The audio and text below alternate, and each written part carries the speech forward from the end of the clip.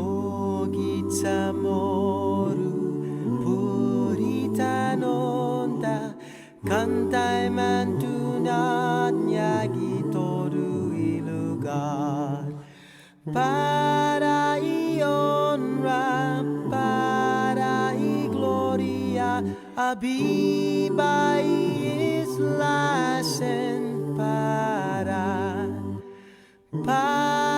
y honra para y gloria abiba y islasen para Gitodu y tempo y paz para ita dan gini langit na bendición contra y peligro na fan sa fuham Deus protegis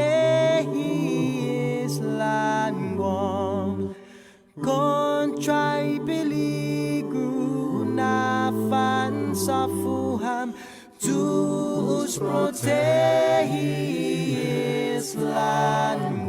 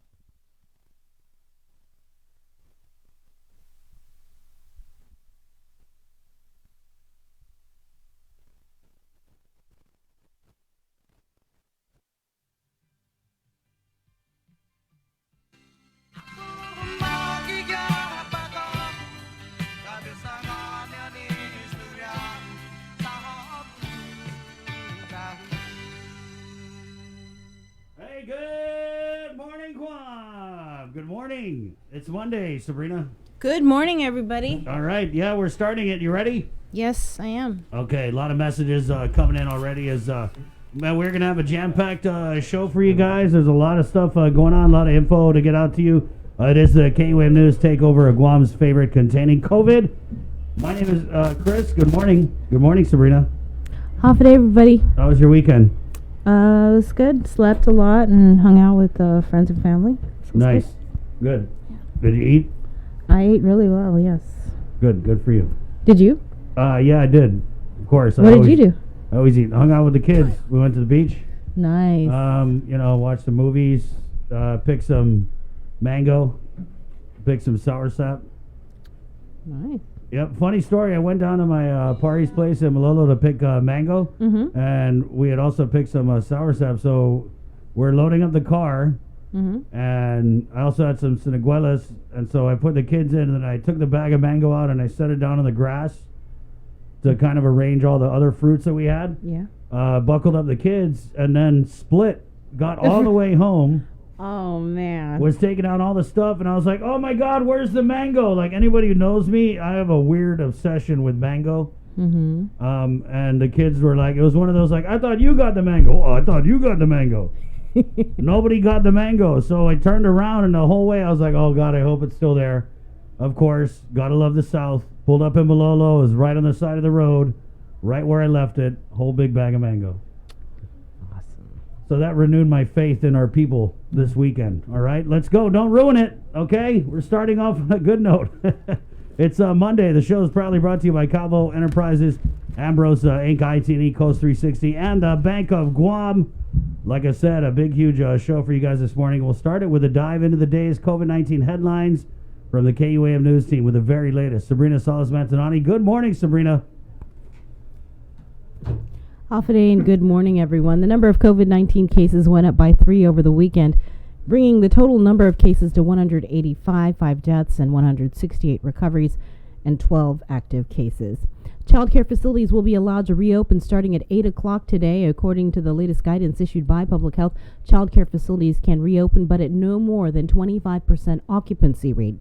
Also allowed to reopen today are therapeutic massage establishments, movie theaters, fishing charters, and other similar businesses, and non-organized contact physical activities and sports. Sporting events, tournaments, and other similar activities are still prohibited. Public Health has also issued guidance for other businesses and activities that will be allowed to reopen starting Friday at 8 a.m. They include bars and taverns at no more than 25% occupancy rate and bowling alleys. Meanwhile, there's no community testing today, but tomorrow Public Health will hold a drive-through testing at the PD Mayor's office from 9 a.m. to 12 noon. Then on Wednesday, testing will be held at the Santa Rita Senior Center from 1 to 4 p.m. Again, you do not have to have symptoms to get tested. It is free. Just bring an ID. We're less than 3 weeks away from the possible reopening of the tourism industry. The temporary man in charge of the Guam Visitors Bureau, former Governor Carl Gutierrez, says if the right conditions are all met, he expects the initial groups will trickle in from Korea in July. Nestor Lecanto has the story. The interim president of GVB says COVID safety will be the main marketing message for the first wave of visitors. My feeling is that it's going to be slow and gradual.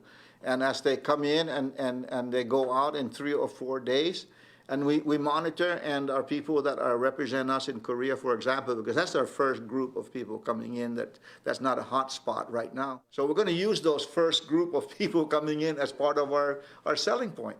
And we want to make sure that those people are really, truly feeling safe, and that when they look at the beaches here in Guam, that they'll think that it really is beautiful. And that's the other thing Guam needs to do, he says, is clean up and keep it that way. I was out around today, and I visited all the places where the homeless people are in Tuman and down at Paseo.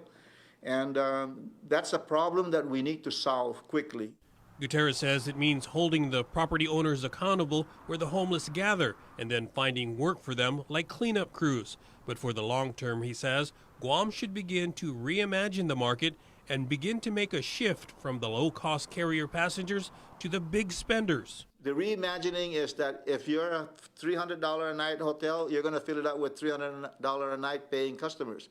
And I know that I've hosted several of the Koreans, businessmen, that come here almost every other week just to play golf and stay here. There's a lot of those that we can market to. So how soon will Guam's tourism market get back on its feet? Gutierrez says 1 million visitors by the end of next year. And he says tourism industry leaders are even more bullish and have told him so. Oh, you're very conservative. We're going to get up to 1.6. You know, they claim that. So that gives me a better feeling that the people in the industry themselves are saying, I'm conservative. But if we can get up to 1 million people by December 2021, then that's great. But if we exceed that, even better. For Guam's News Network, I'm Nestor Lecanto. The U.S. House of Representatives Committee on Ethics has established an investigative subcommittee to further probe into actions by Guam delegate Michael San Nicolas during his term. According to a statement by the chairman and ranking member of the Committee on Ethics, it says that the purpose of the subcommittee would be to determine whether San Nicolas might have, quote, engaged in a sexual relationship with an individual on his congressional staff, converted campaign funds to personal use, accepted improper and or excessive campaign contributions, reported campaign disbursements that may not be legitimate and verifiable, campaign expenditures attributable to bona fide campaign or political purposes. The press release adds that it will also examine if San Nicolas, quote, omitted required information from or disclosed false information in reports filed with the Federal Election Commission, made false statements to government investigators or agencies, and or improperly interfered or attempted to interfere in a government investigation of related allegations in violation of House rules, laws, regulations, or other standards of conduct. San Nicolas responded to KUAM through Facebook Messenger, writing, quote, this is just part of the process that we are required to go through in order to disprove the allegations made against us. We will continue to cooperate and thank the people for their patience and support during this time. Congressman Michael San Nicolas' former chief of staff and campaign chairperson John Paul Manuel also issued a statement to KUAM saying, quote, I stand ready to continue to cooperate with the House ethics investigation. I am saddened to hear that they are now investigating the congressman for interfering with an investigation and making false statements to investigators. I hope he finds it in himself to finally tell the truth. Meanwhile, KUAM's Tomas Manglotnia spoke with former Congressman Robert Underwood to get his reaction and to speak more about the process. Here's that interview. So thank you for joining us. Dr. Underwood. We just wanted your reaction to the news of the House panel starting the investigative subcommittee to probe allegations about the current Guam delegate, Michael San Nicolas. What's your understanding and reaction to this news today? Well, of course, it's a very disturbing news, and it means that the committee is taking this matter very seriously and creating an investigative subcommittee for the special purpose. So I think that the delegate from Guam owes an explanation to the people of Guam as well as to the committee. We in Guam need to appreciate that his reputation is our reputation in Washington, D.C. And he hasn't been home, as far as I know, he hasn't been home since the onset of the coronavirus epidemic. He needs to come home and explain to the people of Guam and exactly what is going on so that he can be held accountable for his actions. And Dr. Underwood, we got a statement from the congressman earlier today. He says, quote, this is just part of the process that we are required to go through in order to disprove the allegations made against us. He adds, telling KUAM that we will continue to cooperate and thank the people for their patience and support during this time. What's your reaction to his statement to KUAM? Is this really just a part of the process that they're required to go through? No, it's actually an escalation of the process. It actually means that the committee has taken it seriously and that there's the additional charge in there of lying to investigators. So it's not just what he did, what he's being accused of doing in violation of the rules, in violation of the law for campaign donation violations, but in lying to investigators about it. That adds up to a different set of circumstances. So this is a little bit more serious than perhaps many of us thought in the past. But in any event, he doesn't, of course he needs to interact with the investigative team, but it's not just part of the process. He's representing us.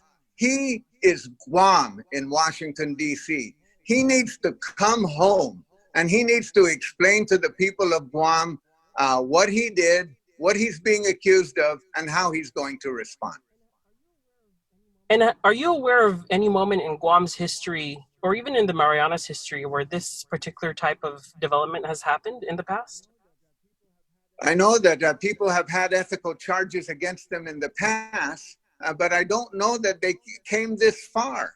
That's the issue. The issue is, I don't know that it has gone this far. And of course, the additional circumstance here is sort of an accusation of lying to investigators. That's a very serious allegation. And Dr. Underwood, is there anything else you'd like to add about the matter and how this might affect Guam's future politically, especially in DC? Well, of course, it has a debilitating effect on our representation because he is the voice of Guam. He's the only voice of Guam in Washington, D.C. And whatever his reputation is, or whatever charges are against him, or whatever his behavior is, and almost all the national stories about Delegate San Nicolas center around this. They don't center around his advocacy for Guam.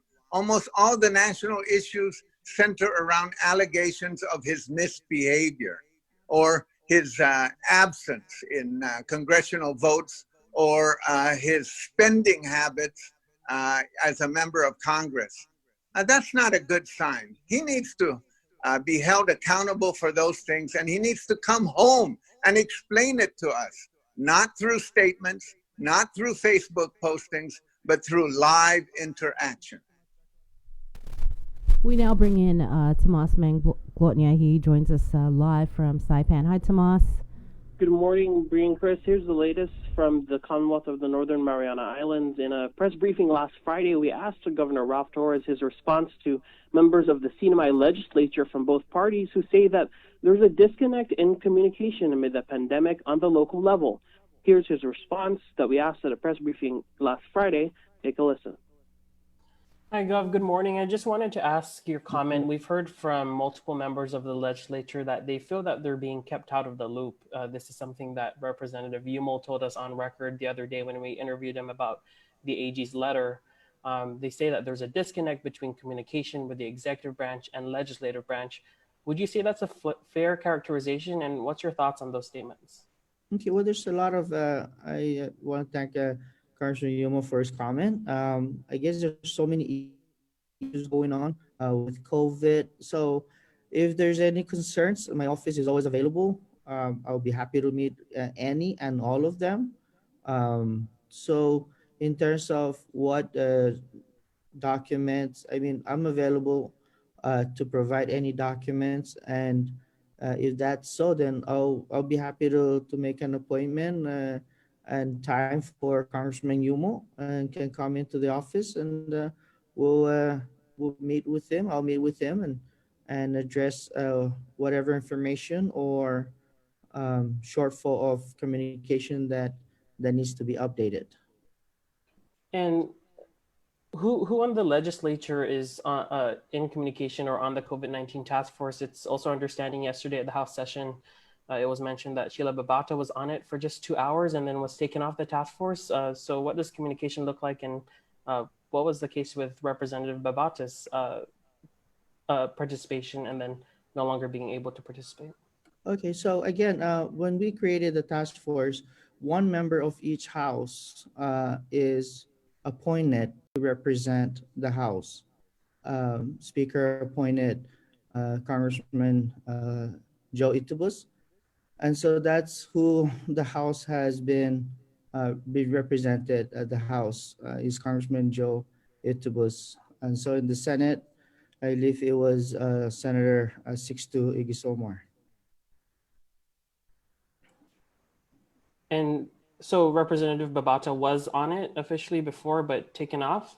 No, I don't think it was officially be part of the committee, because when we set up the task force, my letter was to ask Speaker BJ to appoint one, and his appointment was Joe Itubus.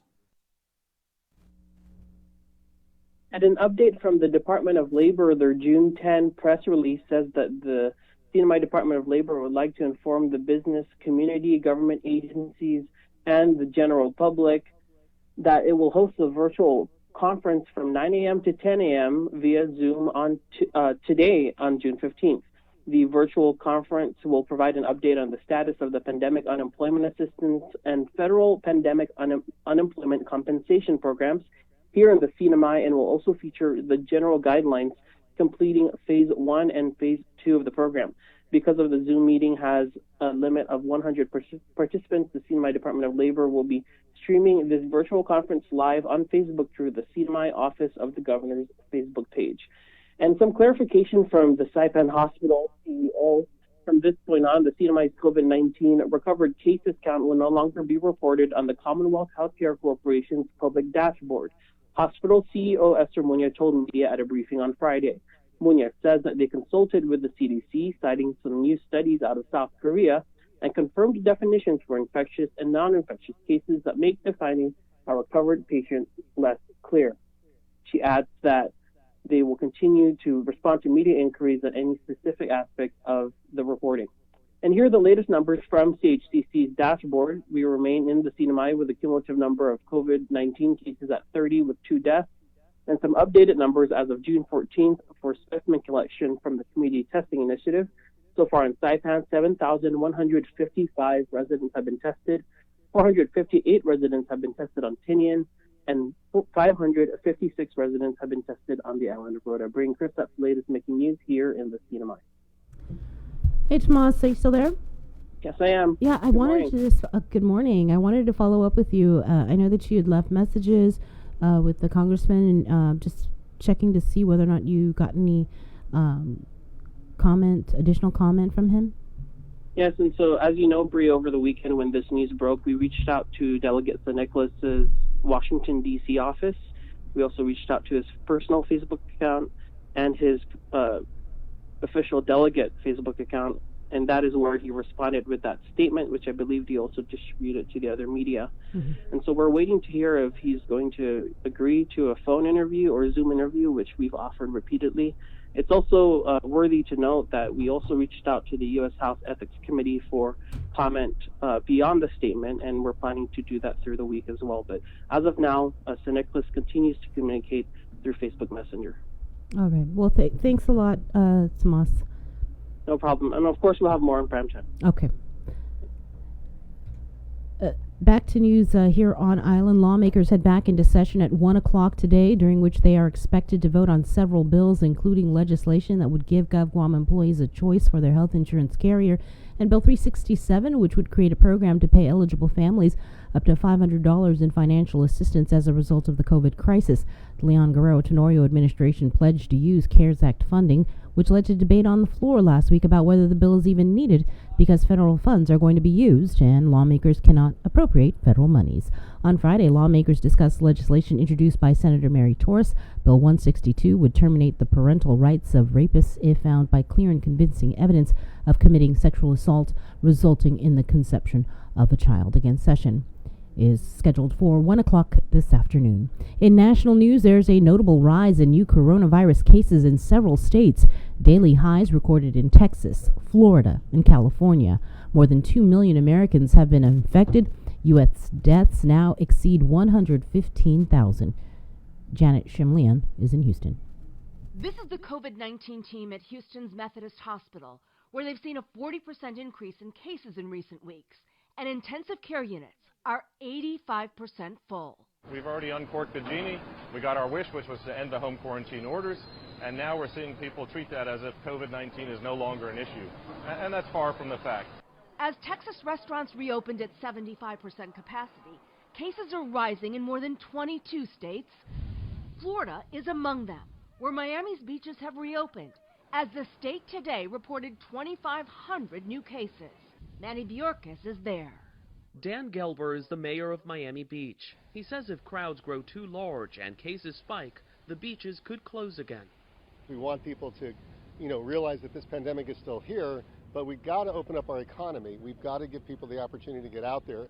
As they do, the CDC is out with new guidelines, including wearing cloth masks at large gatherings. I'm going to wear my mask. But masks are a divisive issue. In California, Orange County is no longer requiring them. Don't wear a mask if that's what you want. Visitors are pouring into wine country as it reopens this weekend. But parts of the West Coast are hitting the brakes. Utah and Oregon delaying reopening. A different story in what was the epicenter of COVID-19.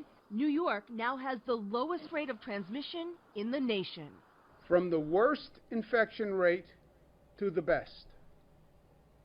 That's what New Yorkers accomplished. There are now more than 2 million coronavirus cases across America, and the CDC is predicting as many as 140,000 deaths by early July. Janet Shamlian, CBS News, Houston. In your Banking 671 report, anyone can be a victim, but there are some precautions you can take to safeguard your personal and financial identity. Be mindful of phishing schemes, unsolicited emails, and text messages that include links to phony look-alike financial websites or even companies that you know or do business with. Be cautious with information you share on social networking sites, and don't post things like your address, phone number, date of birth, email, or social security number. Never release any of your personal identifying information, credit card or bank account numbers, or over the telephone, via text message, over the internet, or by mail, unless you have initiated the contact. It is important to pay close attention to your surroundings, whether at home or while you are out and about. Do not leave credit or debit card receipts lying around or in shopping bags. At an ATM or checking out at the store, use your hand to shield your PIN if there are people standing too close to you. When shopping online, only use trusted, secure websites, and before providing any personal or financial information, make sure the address bar changes from an HTTP to an HTTPS address and include a yellow padlock logo. That is your Banking 671 report, brought to you by the Bank of Guam and Coast 360. And finally, it was part of the Village Fiesta celebration, the statue of St. Anthony Padua touring the village of Tamuning. The tour was also live streamed on the church's Facebook page. However, the stream came to a sudden end. I had some unfortunate news during the visit around the Tamuning village. The image statue of St. Anthony, which was placed in the Carosa, has been severely damaged. This image statue has fallen right in our last area, which was right up here in the road. So that statue is no longer vital for the services. And so this image statue now becomes the main statue of St. Anthony here at our church until we can find a replacement statue or a new statue that would have to be ordered. So again, I apologize for any of you who perhaps have felt the loss of the statue of St. Anthony, but deep in our hearts we know that St. Anthony continues to be with us, and that this statue is just a representation of his presence, but truly the Lord God's presence is here on this feast of the body of our Lord. So continue the devotion to St. Anthony, and hopefully one day we will usher in a new statue, a new image statue of St. Anthony, a much larger one than this one that's here. This statue actually belongs to the chapel. That is a chapel-sized statue. So the image statue that we are going to be ordering will be as tall as the original statue that we had here for many, many years. So again, the responses I received from many people around the village was overwhelming. They really appreciate the effort of the image statue going around, but unfortunately, that statue has been severely damaged. I'm not sure at what point are we able to repair it, if it's possible, but we'll try to do our best for that. So continue to pray that hopefully soon that we will receive a new image statue of San Antonio.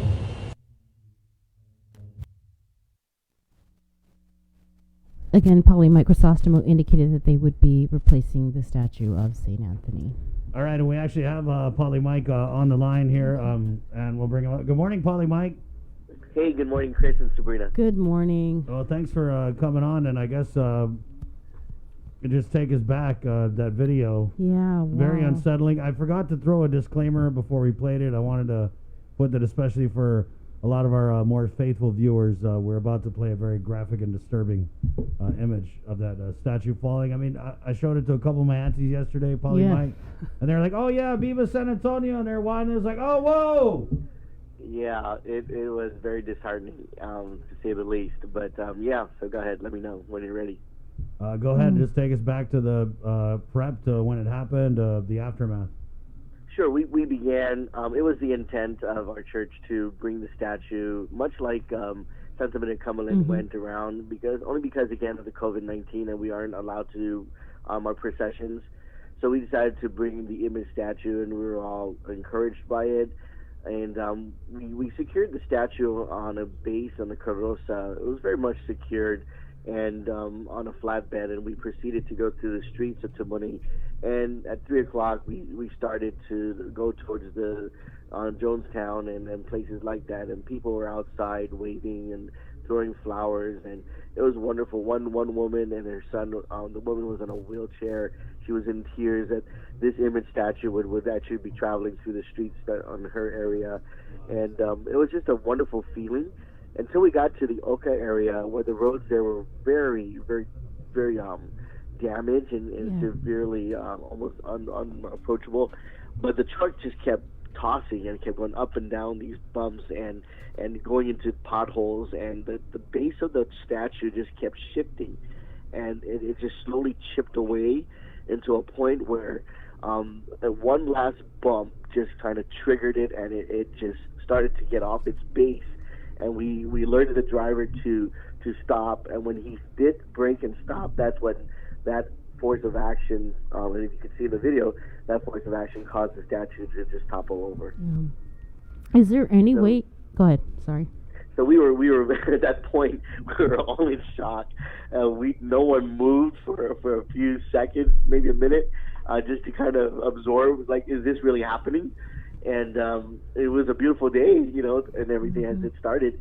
But when we saw that happening, we were just all in awe and we were just in shock. And then what happened when that moment of confusion ended? So when we got down and assessed the damage, and I made the orders to get back to the church and proceed. So we cut that area short and just moved back to the church. It was already time for the Fiesta Mass, the Fiesta Rosary Novena to start about 4:30. So we quickly took down the Carosa. The guys were really worked well. They quickly took down the Carosa from the flatbed, pumped its tires, and put another statue, an alternate statue, to be rolled into the church, or to a place of the church where it was. And we were able to continue with the Rosary and the Mass. And that's when I made the announcement about the statue that was damaged. How much history was there with this the statue that was damaged, Paulie? This statue actually was over 50 years old. It came from Spain, and there was two Filipino parishioners of ours that already assessed the damage. And yesterday he said he was going to come today, but he came yesterday afternoon because he just couldn't sleep anymore. He kept imagining that statue in pieces. So he came yesterday to actually put the faces together, and because the face of Jesus and the face of San Antonio were severely damaged, but he actually put it together. He took all these pieces and glued and taped it, and so right now it looked like he had a facial surgery. He has all tape all over, and all you see is the eyes. The eyes were preserved, and so we're hoping that once that tape is removed, you'll actually see his face in better condition than it was on Saturday. Oh. So and we thought that if the statue was really unrepairable and too much severely damaged, that we would go off and break off the whole statue to divide it up into pieces for relics for our people, to have that relic statue in their places. But it doesn't seem like that's going to be the case. It seems like we're going to be able to repair it. Awesome. So how long do you think you're just waiting today to take off the tape and see how it looks? Correct. And then, so it was mainly just the face that was cracked? Yeah. So if you see in the video, when it went, St. Anthony's head went first. It just went down, and that's probably what protected the rest of the statue. It hit head first, and then softened its body area by the flowers and everything that was there to protect it. So it was just probably, again, and I tell people, and I told people this at the Mass, that in our brokenness we find our Lord. And I think St. Anthony gave us an example that even in our brokenness, the Lord is the one that makes us heal and makes us whole. What was the reaction from the parish, Paulie? I mean, because some of them only found out when you said it in Mass, right? Because not everyone was in the procession. Right. I received a lot of text messages, a lot of emails, and of course people at the church after Mass, but overwhelming support of, please let us know what we can do. Several donors have stepped up, significant donors have stepped up and said, order the statue, ASAP, we'll take care of it. Wow. So it was that kind of attitude that the people had, and I was very grateful for that, and very supportive. Let's continue to see what we can do. All right. Well, that's good to hear that it appears that it is Salvageable. Yeah. Polly, what So about I'll the keep you posted. what about the please. fiesta? How did the rest of the fiesta go? Did that kind of like dampen everything after that, or what? Or you know? For a moment it did, but for the most part, people continue to celebrate the devotion of St. Anthony. We had all our masses. Basically, our church was at capacity at all the 4 masses that we had. As you know, we are still doing social distancing and 50% capacity.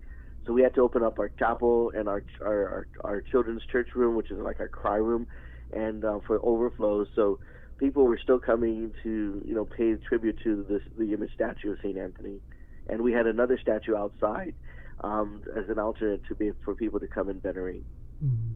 And this particular statue, this is the one that's outside of the church? No, this statue was inside the church. It's about a 6-footer that had his own, was on his area, pedestal where the candle area is. Mm-hmm. The statue that's outside is marble. That one we can't even move. Oh, okay. That's between the school and the church. Okay. Polly, so was there a moment where you maybe chewed out the people who were supposed to secure San Antonio? No, I think just the mere fact that they knew that they were responsible for it was enough, and I felt for them. I really did. Even the driver was really. Well, you could see it. You could see it on the live stream and hear it a little bit. It was like, correct. oh. He was. He got out of the truck. The driver got out of the truck, and he was ready, falling on his knees, begging for mercy, not realizing what happened, and just seeing what had happened. It's just amazing, and we're able to do what we can do to repair it. Did you guys have food, Polly? No food, no tatos tomatos at Piscina. All right, well, Viva San Antonio! Viva! Right on, there you go.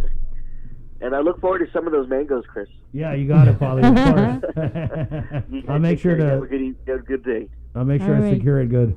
Oh. Take care. All right, thank you, Polly, Mike, and God bless you. God bless. Bye-bye. Okay, bye. Well, that's good to hear. Yeah. I just put that video on my family chat. I don't know if my mom got to the part where San Antonio fell, though, because I put the video in, and right away she was like, Viva San Antonio. I'm like, Mom, get past that first minute. You didn't give her a heads up. It's 6:58. So there was some stuff with the Department of Labor, Bree, that came out over the weekend, right? Oh, yeah. First, for those of you who are still trying to apply for PUA, the online appointments or the in-person appointments, it's opened over at the Guam Community College. You do have to make appointment over the phone, and then you can go in based on what you're scheduled for. But I think the first couple of hours, though, it's set aside for the Menemco and veterans and people with disabilities. But again, over the weekend, the Department of Labor issued a press release announcing an updated guideline for filing unemployment assistance applications. Social Security income does not need to be reported in pandemic unemployment assistance claims.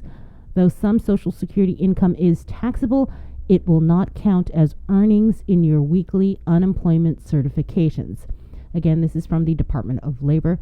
As PUA is a new program, new guidance comes out regularly. Guam follows the guidelines set forth by Hawaii's unemployment insurance program, and upon reviewing Hawaii state law, Labor determined that income from Social Security is not to be included in PUA. For more information, you can call 311 or 735-0527 through 0532. All right, 7 o'clock, we're KUAM-FM in Hagåtña, Guam. There are definitely big news about reopenings. The big 3 bars, daycare centers. Child care facilities open today, 8 a.m., but at 25% occupancy. Friday is the bars and taverns. Okay. And also that's 25% occupancy. Right. And also movie theaters. Movie theaters, that's actually today. 8 a.m. Movie theaters, therapeutic massage, fishing charters, non-organized contact physical activities and sports. What is that? Non-organized. That's the one that interested me. Yeah, non-organized contact physical activities. It means, I guess, if you want to do like a pickup game of basketball or some where you are making contact. So because tennis courts have been open now for about 2-3 weeks. and golf But courses. I guess just not in a league setting. is Yeah, what they're saying. because it's also interesting because also on Friday, in addition with the bars and the taverns opening, bowling alleys will be allowed. Now, they're an I talked about this with a few friends of mine in my, What was the group deal chat. with the bowling alleys, Jay?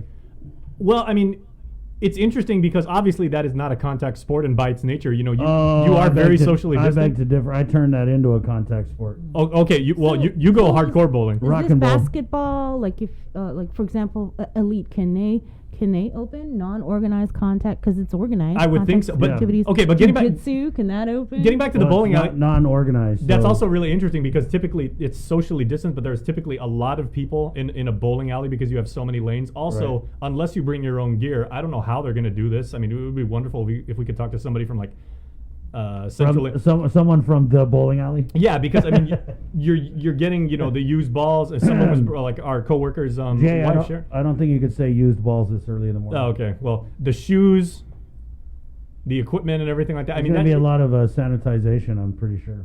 Yeah. So but- again, what is non-organized contact physical activities? Bree, in I'm sports? just guessing in my mind, non-organized would be, you mentioned jiu-jitsu, right? Yeah. So I'm guessing if it was like an open mat or it's not. But then again, I don't know if it's organized in a gym that's holding it. I don't know. I mean, at the not even community centers, like neighborhood basketball courts have been active, for weeks. There's Right. the up here in Derrida at the skate park. People have been doing that with great regularity, a lot. Can we talk for a moment about the movie theaters, because you were even saying that you can't wait to go to the movie theaters. I'm sure your kids are chomping at the bit to go to the movies. I don't know if I'm going to be taking the kids. I haven't taken the kids out anywhere, even with all the reopenings. Yeah, and we're all big movie people here. It's interesting to see how they're going to do that, because there's some people that say, okay, if you can open a church and you can, I mean, if you've seen the pictures that we've been sharing on our Instagram feed at KUM News, the way the churches, like especially down at the cathedral, the way they set it up is they, on one, like on the left pews, they said, okay, pew 1, 3, 5, 7 are all available. On the right side, pews 2, 4, 6, 8. So they do this staggering thing, and people are saying, okay, if you can do churches, you should be able to do movie theaters. I'm sorry, did you answer the question? I think so. Yeah, Probably not. You know what they're doing with movie theaters, Jay? Because I'm not sure how far along the I was talking openings about are. sports. In, We went into movie theaters. Did right. we I answer mean, what? non-organized. I don't know, Bree. Does that mean just like with friends? or? Pickup games. That's what I take Yeah. that to be. Yeah. But she's asking about jujitsu. I mean, what if they just open the gym and say, "Hey, yeah, it's open mat"? I don't know. Is that organized? No, but yeah, I don't know. But it's in jiu-jitsu they have classes. It's Right. organized. It seems organized. Okay, and also I don't know if you guys are Even, picking like, up on this. judo, Those are all organized. You think so? We need public health. We do. Yeah. Okay, here's one thing that you see a lot of on social media too. People are saying when they saw the guidance from Adelupa, and they were like, okay, bars and taverns. Do you guys know what the difference between a bar and a tavern is? I think it's the presence of food. A tavern is a place where they also serve things to eat in addition to adult beverages. People are saying, okay, so there's bars and taverns. What about the strip clubs? Are they included in that group? And Good and point. if not, when Right. will they be? Because I mean that's a completely Yeah. different. I'll tell you what, Jay. If Set- there's a press conference today, we'll send you in and you can ask the governor. What about the strip clubs? Asking for a friend. That's going to be an interesting Zoom conversation right there. No, Gov. What about the strip clubs? No, Adult seriously. entertainment. No, I mean, so these things, with the bowling alleys and the sports and the different types of bar, and I mean, we're gonna have some people on. Our friend Rhonda's coming on, like in a few minutes and everything. But one thing I'm worried about too, and I brought this up when we talked about the malls reopening, right? Because bars are places where people are more. Let's just go ahead and say it, people are more prone to pee more often because you're drinking large amounts of fluid. What are you gonna have to do to regulate the? Is that what you think of bars, Jay? What are you gonna have to do to regulate the restrooms? You can tell he hardly gets out. He's like, bars, the people, they pee a lot. It's been a while since I've been to a bar. Yeah. The bars, where people pee a lot? Yeah, okay. Yeah. Trivia night. Yeah, there was a pretty cool our trivia night, except people kept going pee. You really? Did he just say that? He said, no, he didn't, but I'm just, We're not on TV until 8, so I guess I Yeah. can say that. There goes the hotline. And here goes the phones. Oh my Now you done did it, Jay. Okay, that's either our guest or someone from public health. Yeah, let's call public health, and I want to ask Francis Esper, one of our bright, bubbly friends, hey, what about the strip clubs? You guys That's a didn't good put question. Is there anything about the strip clubs in here? Jason wants to know. It's like, hi, Linda. Good morning. We haven't talked in a while, but I got a question for you. Yeah, what about the strip clubs? Vikings. When's Vikings? What are some other ones, Jay? I don't know. I'm that guy now. You are. You're the guy who brought it up. Yeah. I don't say anything for the first 25 minutes of the show, and as soon as I jump in, it's about having to pee a lot. And yeah, okay. You brought it up. Okay. So I'm that guy. You brought it up. Yep, you're the pee stripper. Okay, I'm guy. gonna go check the comments and see what people are saying about that. Okay. Go back to the corner. Sorry. Oh wait. Sorry. And somebody, not joking. Somebody put in the comments and they're like, okay, what about bingo?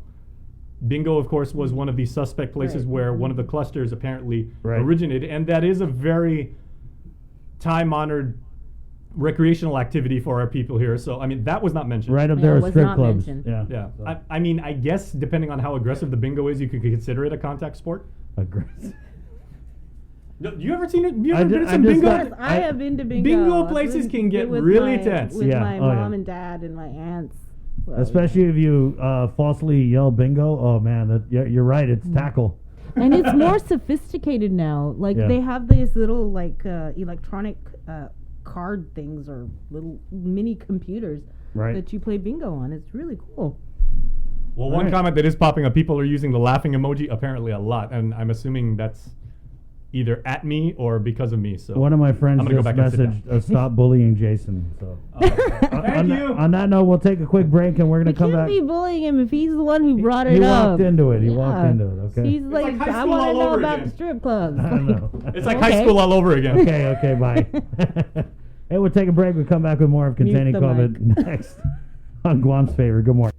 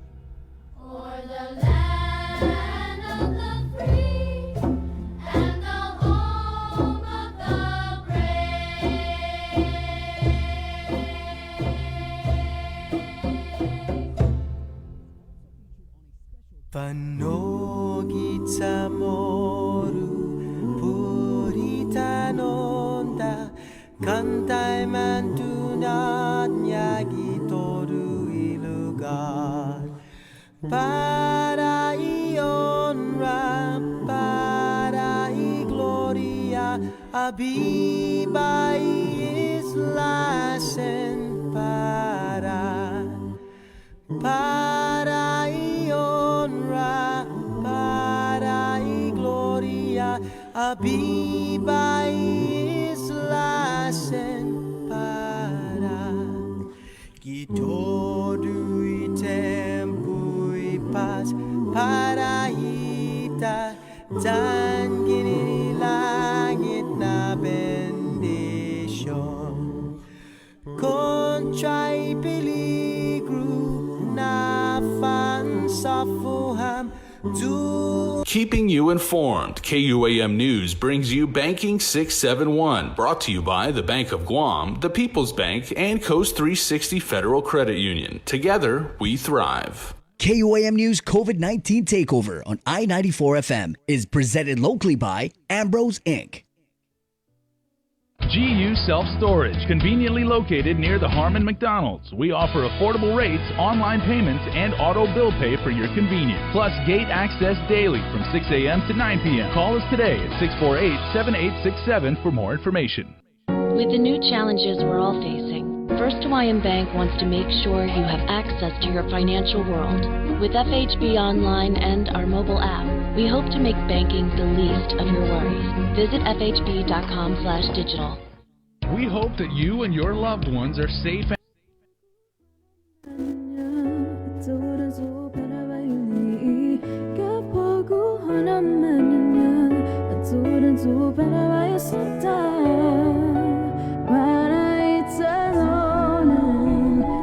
Hey, good morning. Containing COVID, it's all proudly brought to you by the Cabo Enterprises, the Bank of Guam, Coast 360, ITNE, and Ambrose Inc. Good morning on all of our many ways to catch the show. It is a multimedia broadcast extravaganza, and we're streaming live on our Edward R. Murrow award-winning social media networks at KUAM. Good morning to our KUAM News Facebook Live viewers. We're right here on the radio. There's an audio stream, Docomo Channel 10, and at 8 o'clock, we switch it on at KUAM TV 11 for the last half of the show containing COVID. Obviously, we just talked about bars reopening Friday, and we wanted to bring Rhonda from Porky's onto the show to kind of, Rhonda, good morning. First of all, Chris and Sabrina, welcome to the show. Good morning. Good morning. I guess, first of all, this has been so rapidly evolving. We actually booked you on Friday to call in Monday, and the gist of it was going to be why can't bars open, because we had talked about it last week. We got great news yesterday, right? Right, and so just in the span of that couple days, it totally shifted to from why aren't you guys allowed to open to what are you doing when you open. So I guess just first of all, take us into the preparations that are going on with a lot of bars as they get ready to reopen on Friday. Well, we're totally prepared. Like, we have the thermometers. Sanitization is a big thing for us. We're going to have somebody available to make sure the bathrooms are clean, periodically.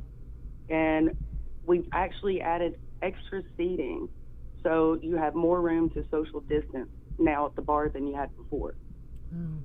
Yeah, I think I follow you guys on Instagram, and I noticed that you guys have done a lot of renovations, right? Yeah. We've added I think like 3 more booths. So you have plenty of room. Shouldn't be a problem. So how's it work, Rhonda? Like, let's say we at KUAM, just theoretically, we say we want to go to happy hour. It's been a long 3 months. We go over to Porky's. We arrive as one party. Can you walk us through what happens after we come into the bar? Well, of course, we'll have to check your temperature. That's going to be the number one thing. We'll have you seated together since you come in together. It's my understanding. And then we'll come and serve you. Mm-hmm. Okay. And so take us through just how difficult it has been. I'm sure you're just one of many bars that have been impacted. Tell us about your story about Porky's and how they've been impacted by COVID. Well, I mean, of course, being down 3 months and not being able to work, not being able to be open, financially, it's been brutal. Absolutely no income. We just got the PPL loan, so we've gotten like 2 paychecks during this whole thing, and that's it. So it's been brutal. What are you anticipating, though? Do you think, because we're seeing this with the gradual reopenings that we've done so far, what we're hearing back is that, yeah, these places are open, but, either A, people don't have the money to go and, go to the mall and go shopping, or, B, people are still kind of leery and cautious because of the COVID. So what are you anticipating? Are you thinking that the people are going to come out Friday? Yeah, I definitely think they're going to come out, because as soon as I posted on my Facebook that we could be open, I got several messages. So, but we're just going to have to keep an eye on the number of people that are in there, and we'll have somebody, do a head count and make sure that we stay under regulation. Right. So what's the magic number for you guys if we're doing, what is it, Bree? 25% occupancy. I'm not really sure. We're having a meeting this week so that we can get up to date on all the requirements they're going to make us have, and we'll just go from there. What about the mask thing, Rhonda? So we come for happy hour. We arrive, let's say, party of 6. You go and you seat us all together.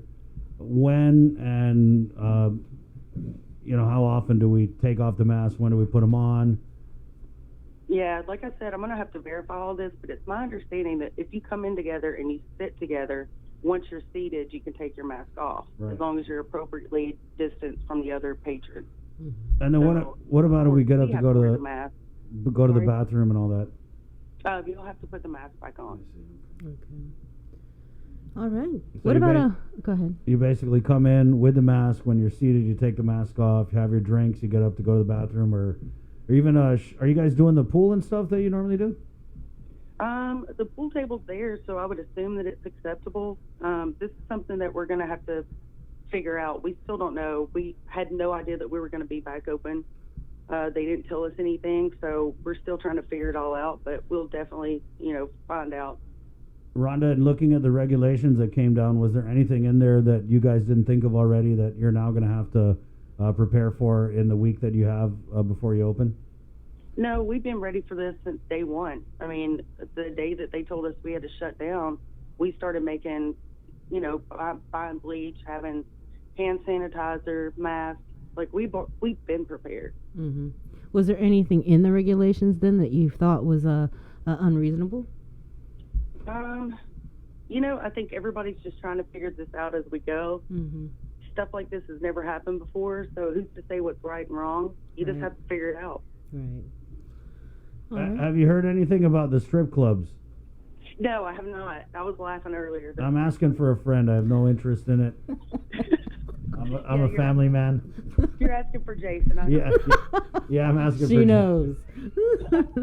Okay, speaking of, hey Rhonda, good morning, Jason here.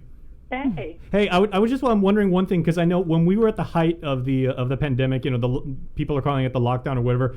We spoke to the banks several times, and they were heavily emphasizing to all of their customers and their clients, please use the ATM as much as possible. Use your debit card. Try and stay away from cash because of the concern about the spread of germs. When you guys reopen and everything, do you know at this point if you'll be trying to encourage people to use less cash transactions and maybe more with plastic? Well, our customer base, I would say 90% of our customers use plastic already. Okay. So. But you guys will still accept American dollars, right? And Yeah. cash, right? Okay. Yeah. We'll just spray it down with Lysol. Right on. There you go. All right. Well, thank you so much, Rhonda. Okay, thank you. Good to talk to you again. All right, you always. too. And maybe we'll see you in for happy hour sometime. Yeah, let's do it. We're going to change our hours up a little bit just so we can be there for everybody. So we're going to be opening up a little earlier. Like 8 in the morning, or? Well, I actually had somebody ask me if we would open at 9, and I was like, well, I don't know. Let me see. You're coming through the back. You're right. Okay, Rhonda. All right. Thank you. Have a great day. Okay, let us know if you hear anything about the adult entertainment establishments. As soon as I hear something, you'll be the first one I call. Thank you. All right. Okay, bye. Wash your hands. Well, there's a good side effect of all of this, Bree. Frequently cleaned bathrooms. Yep. In the bar. Hallelujah. Talk about COVID silver linings.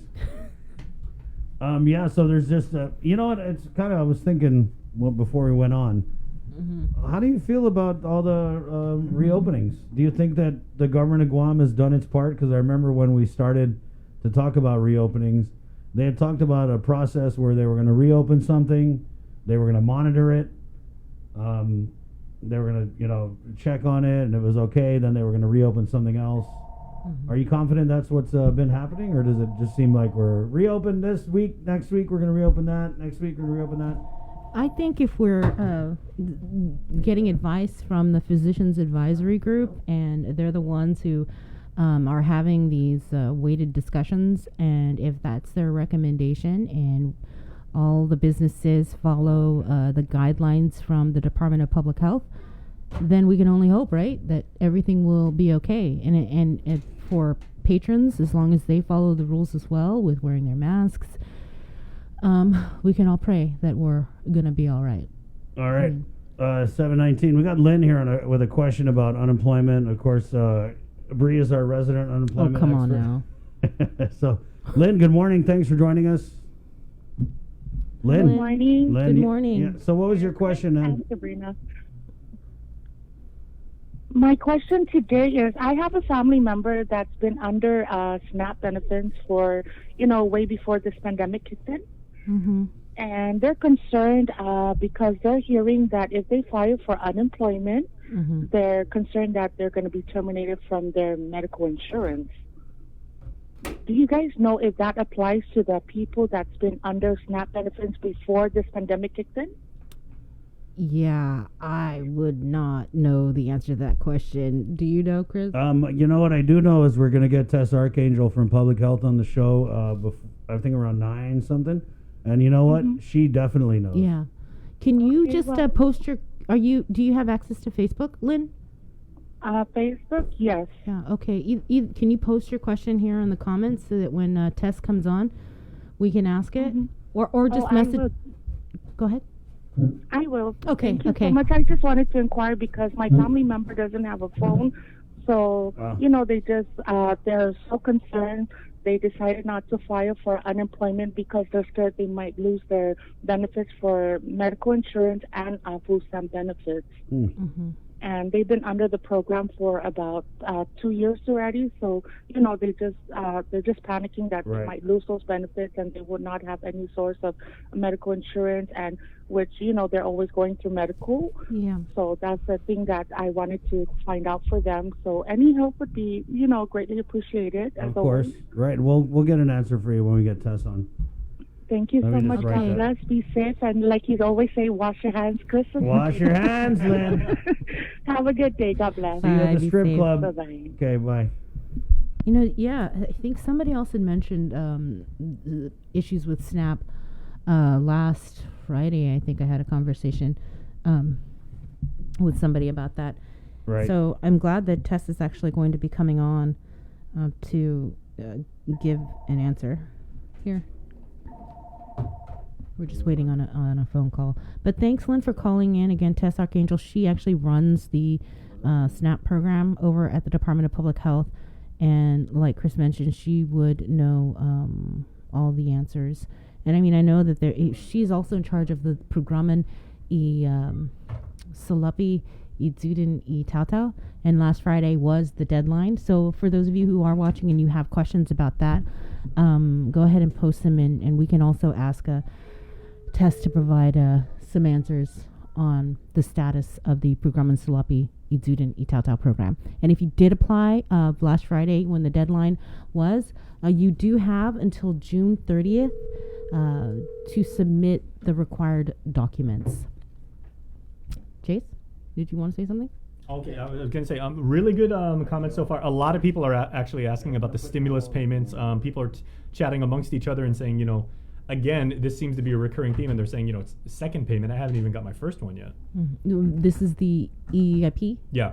From Reventax. We have had at least 2 requests. We're starting, and Chris, you're What are they talking about, though?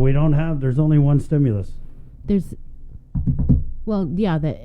economic impact payments by Reventax, Right. and then the local stimulus, but it's really funded by federal funds. Yeah. Oh, yeah. That's yeah. the Programan Salapi Idzudin I Tautau. No, I was Right, going to yeah. say, Chris, in all your years, you spent like 2 decades in radio, taking like music requests and song requests, birthday requests. We're actually getting interview requests right now, and people are saying, could we possibly get Daphne on the phone?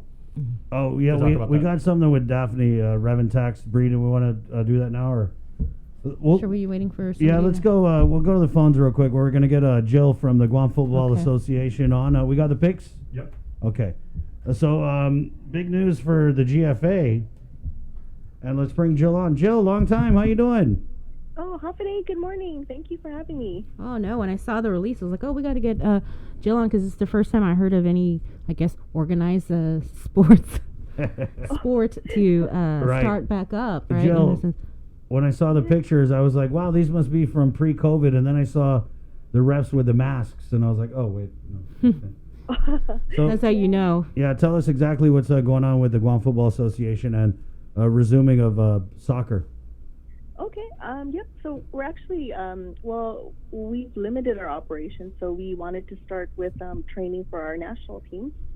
So prior to opening GSA, the management put together a new procedure. So we have a new entry procedure, we have a new traffic flow procedure, and so we require each of the players to sign that they understand the new procedure and they'll follow it. And basically what it is that when they do come in for training, we do enforce hand washing, coming into GSA wearing a mask, and the training itself is modified so that each player has their own individual grid on the field, and each of them have their own ball. So so they do all the training in that individual grid, to comply with the social distancing mandate.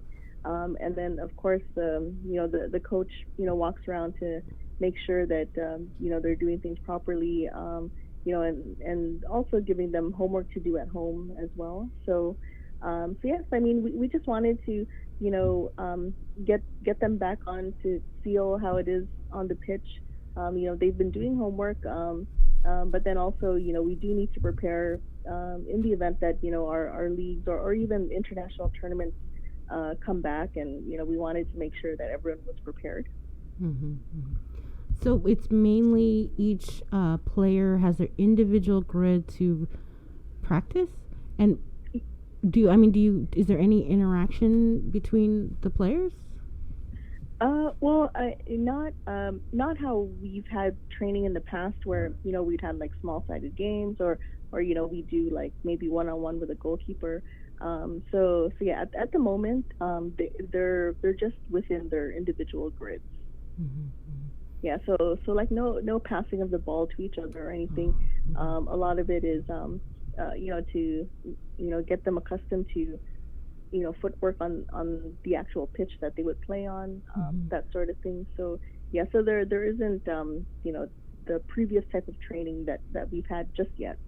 Okay. Have you heard anything in terms of when, I guess, soccer will or football will officially return? Oh, okay. Well, at GFA, we implemented, I guess, opening up our operations in phases. So the national team training is just one of the early phases that that we're I guess you can say testing out per se, and then from there, if we experience, or if we have a good experience, then we may open up more operations, but that may be a couple of months down the road. The only thing that we've received word on, at least for the men's national team, Asian Football Confederation had set dates for the next World Cup qualifier matches that the Mattel will play in. So they're looking at October 8 and 13, I believe, and November 12 for the remaining 3 matches of the World Cup qualifier for the Mattel. Is that here or is that off island? The first match, the one on October 8th, for sure won't be here in Guam. The other 2 are supposed to be home matches, but we haven't confirmed a venue for it. So. Okay, and so the first practice you said was or training session. It's actually today, right? Oh well, our U17 and U20 boys and girls and the Masakata, they already started training last week. And then today we're expanding to open it up to our elite selection youth team. So that's basically our U14 and below. So then they're going to start training this afternoon. Okay. So you're basically, Joe, so there's things, skills, drills and all that stuff that footballers can do without necessarily having to play football. And that's what you guys are kind of maximizing on, right? Yeah. So we're maximizing on technique, ball touch, and then also, just feeling comfortable with the ball again. So and then when we're able to go back to the training from before, then we'll go ahead and go that route. So I actually think that it's a good thing for especially the players, focusing on technique at the moment, and then once once we can, do tactics and then also do like drills with the other players. Yeah. What's the reaction from the athletes? They look pretty excited.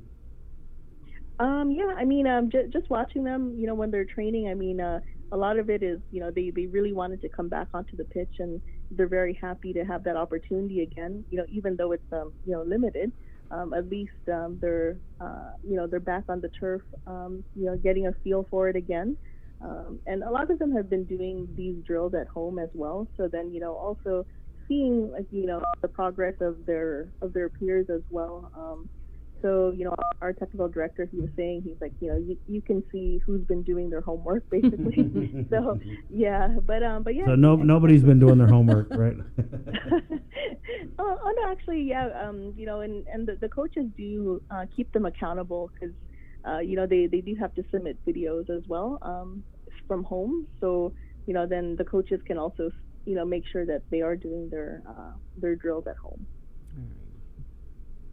All right, Jill, anything else you want to add here? And let me ask you a random question. People were asking me, it's all these cars that have been up at the GFA facility, right? Yeah. This is kind of a weird one, but I don't know how many people have asked me, like, what's going on? This is like during the COVID. People kept messaging me, like, you better check the soccer field in Harmon. There's some kind of crazy gathering because there's like 500 cars there. So what was the deal with that? Oh, okay. Yeah, so when we started having these restrictions, especially with visitors coming into Guam, of course that affected our tourism industry. And so one of our partners, Triple J, so they have a car rental, Hertz car rental, and so their business, of course, was affected with not a lot of visitors coming in. So they had asked us, if we'd be able to allow them to use our parking lot to park their vehicles. Or their fleet of rental cars. So that's what all those cars were at GFA, and actually some of them are still at GFA as well. Right. So that was like the whole reason behind all the cars parked at GFA. So it wasn't a gathering; it was just the vehicle fleet from Hertz. Okay. So you guys don't have an underground facility there? No, we don't have a bunker or anything. So. Just checking. I had to ask, Yeah. No, of course, yeah. Okay, Jill. All right, thanks, Jill. Appreciate it. Okay. Okay, right. keep Wash us posted. Yeah. Okay, definitely. All right, take care. All right. Okay. Bye. 7:33. We talked about bars reopening on Friday. I want to bring our friend Candy on to talk about the return of musicians and what's that going to mean for a lot of our music community. Just, real quick, because we've gotten so much support from so many local artists during the last 3 months of COVID. And Candy, good morning. Good morning. Hi, Candy. Buenas, how's And so, I mean, this has been a guy that we say, hey, we need a song, it's done, you know what I mean? And so many artists. Automatic. I mean, really, guys, you guys have really helped people get through this COVID. We were down in the dumps in a dark place, and guys like you and, the Dolls and, Joe Guam, and now I got to mention everybody because if I don't. Joe Garrido. We had no gigs and plenty of time to practice, so. Right. A lot of rehearsal time. What was that like, Candy? Because you saw it where people were a captive audience. Everyone was just tuned into social media. Man, I mean, everyone's views were up. TikTok expert, and everyone's lives was going off. I had so much opportunities to watch other musicians' lives. Usually when you're gigging, you don't have time to go check out your fellow musicians or whatever. But then now you have time to go watch them and support their lives or share or whatever. Like that was majority of my time was just killing time learning new songs and writing. Right. And isn't that weird, Candy, that we had this pandemic that drove us apart in so many ways, but in so many other ways we got closer? Yeah, It's weird. We just needed to take a pause for the cause, right. And just kind of like reflect on ourselves, kind of deal. Yeah. So what's the word? I mean, we heard over the weekend bars going to reopening. So have you gotten? As it looks for me, I might not have that much gigs lined up, but I see a lot of guys already getting their gigs lined up, and I just wanted to say one thing, man.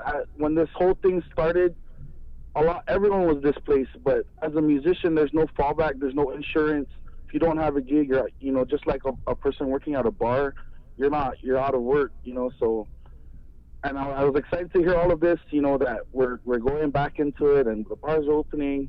It's probably not going to be the same, who knows? Right. But if you're a patron or just a music lover, you know, go out and support your local musicians, man. And I encourage everyone to put a tip jar out there, because I know a lot of us were hurting throughout this whole thing. Candy, did you apply for the unemployment? Because you guys are employed as musicians gigging, and so there's a self-certify option. Man, no, I didn't. I actually, interestingly enough, I applied for a grant. There was an artist relief grant. Right. And they gave out, it was about $5,000. So that was helped with me out. Kaha, right? No, it's not through Kaha. This is something totally different that I had found through my friend. My friend Beauty Camacho had forwarded it to me, and I in turn, you know, tried to spread the word as well to other fellow musicians.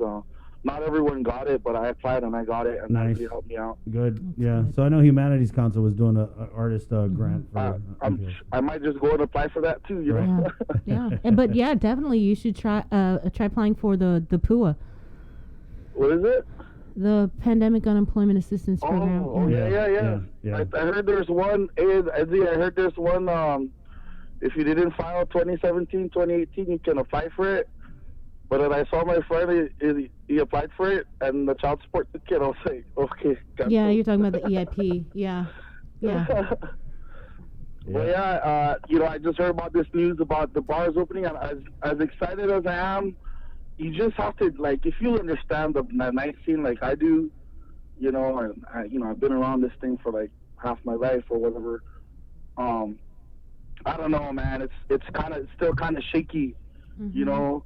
Are you really gonna practice social distancing when you hear a band go live, and you know what I'm saying? What if you want to dance, you know, or whatever, you know, like, I don't know. When what you're saying about the whole pool, like playing pool, you know, like at a bar, I'm not against it. I'm just saying it's kind of, you know. No, we got to figure it out, Candy, right? And then dancing from 6 feet away, I don't really like that, because that gives a really good opportunity for the partner to really look at your moves. I mean, I drive up close, like you can't see much up close. Yeah, that's true. 6 feet away, they're like, yeah, what have you been doing? But yeah, I felt like, sorry, I didn't mean to interrupt you in your interview this morning, but when I heard you guys talking about the bars opening, I just felt I had to assert myself because, man, no one's really, I don't know if any musicians have really spoken out, and like we took a big hit, you know, it's crazy, like, you know, if you know, some people, this is all they do. We don't have some of us don't have full-time jobs and stuff like that. So, I mean, unfortunately, I'm a vet. I'm covered. You know, I get a monthly stimulus check every month. You know, but a lot of us weren't so fortunate. You know, so I just wanted to add that. Like, if you guys get a chance to go, of course, practice social distancing, but go and show support for your local musicians. Right on. Thank you for that, Candy. And hey, local musicians out there, you know, keep us posted if you're going to start gigging. You know, let us know. We'll get the word out for you guys. Show a little support. It is graduation season, so you'll be seeing a lot of the gigs picking up in that side. So, all right. You know. Okay. Well, thanks, Candy.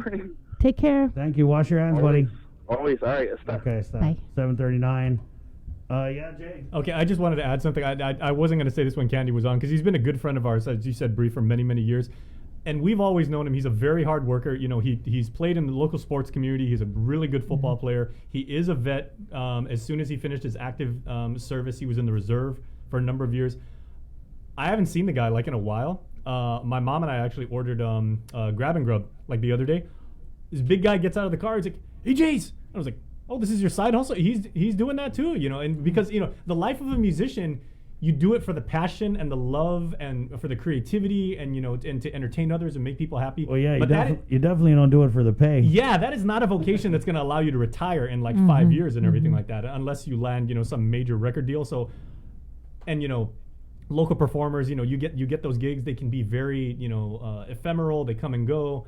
You're typically not covered by health insurance and everything like that. So, but you know, that community is doing what they can to get by, and so, you know, they're doing these other jobs, you know, and they're being positive. But and through it all, they're still making music. I mean, we've had so many great submissions for Stay Home Live Local Fridays, And they've done all the lives, like Candy said. We're going to take a quick break, and we're going to come back with former delegate Robert Underwood to kind of go in on this news, big news here that came out over the weekend as the House Ethics Committee has established a subcommittee to investigate our delegate. It's nuts. It's absolutely nuts, and we'll talk about it next right here on the KUAM News Takeover, Guam's favorite containing COVID. Are you tired of Be healthy.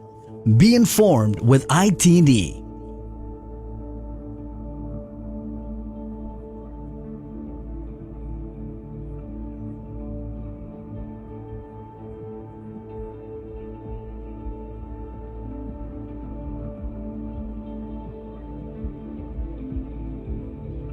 Keeping you informed, KUAM News brings you Banking 671, brought to you by the Bank of Guam, the People's Bank, and Coast 360 Federal Credit Union. Together, we thrive. KUAM News COVID-19 Takeover on I-94 FM is presented locally by Ambrose Inc. GU Self-Storage, conveniently located near the Harmon McDonald's. We offer affordable rates, online payments, and auto bill pay for your convenience. Plus gate access daily from 6 a.m. to 9 p.m. Call us today at 648-7867 for more information. With the new challenges we're all facing, First Hawaiian Bank wants to make sure you have access to your financial world.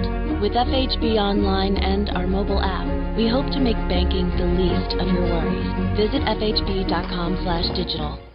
We hope that you and your loved ones are safe and healthy during the COVID-19 pandemic. It has been a challenging time for all, but now, more than ever, our cancer patients and caregivers need us. Although we are apart, we stand united in the fight against cancer. The American Cancer Society Guam is excited to announce our first virtual Relay for Life.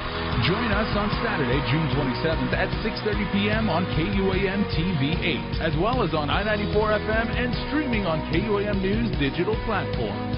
Cancer does not stop, and neither can we. On June 27th, let's celebrate together and fight cancer. Visit relayforlife.org/GuamGU to find out how you can participate in the 2020 virtual Relay for Life Guam.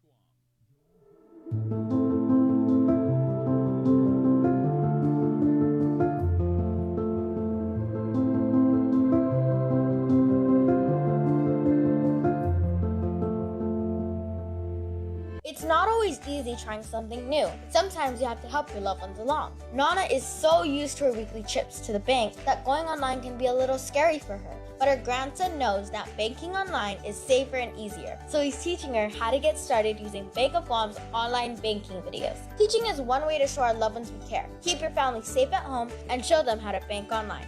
Find easy-to-use online banking tutorials at bankofguam.com or on our Instagram and Facebook pages. Bank of Guam, member FDIC.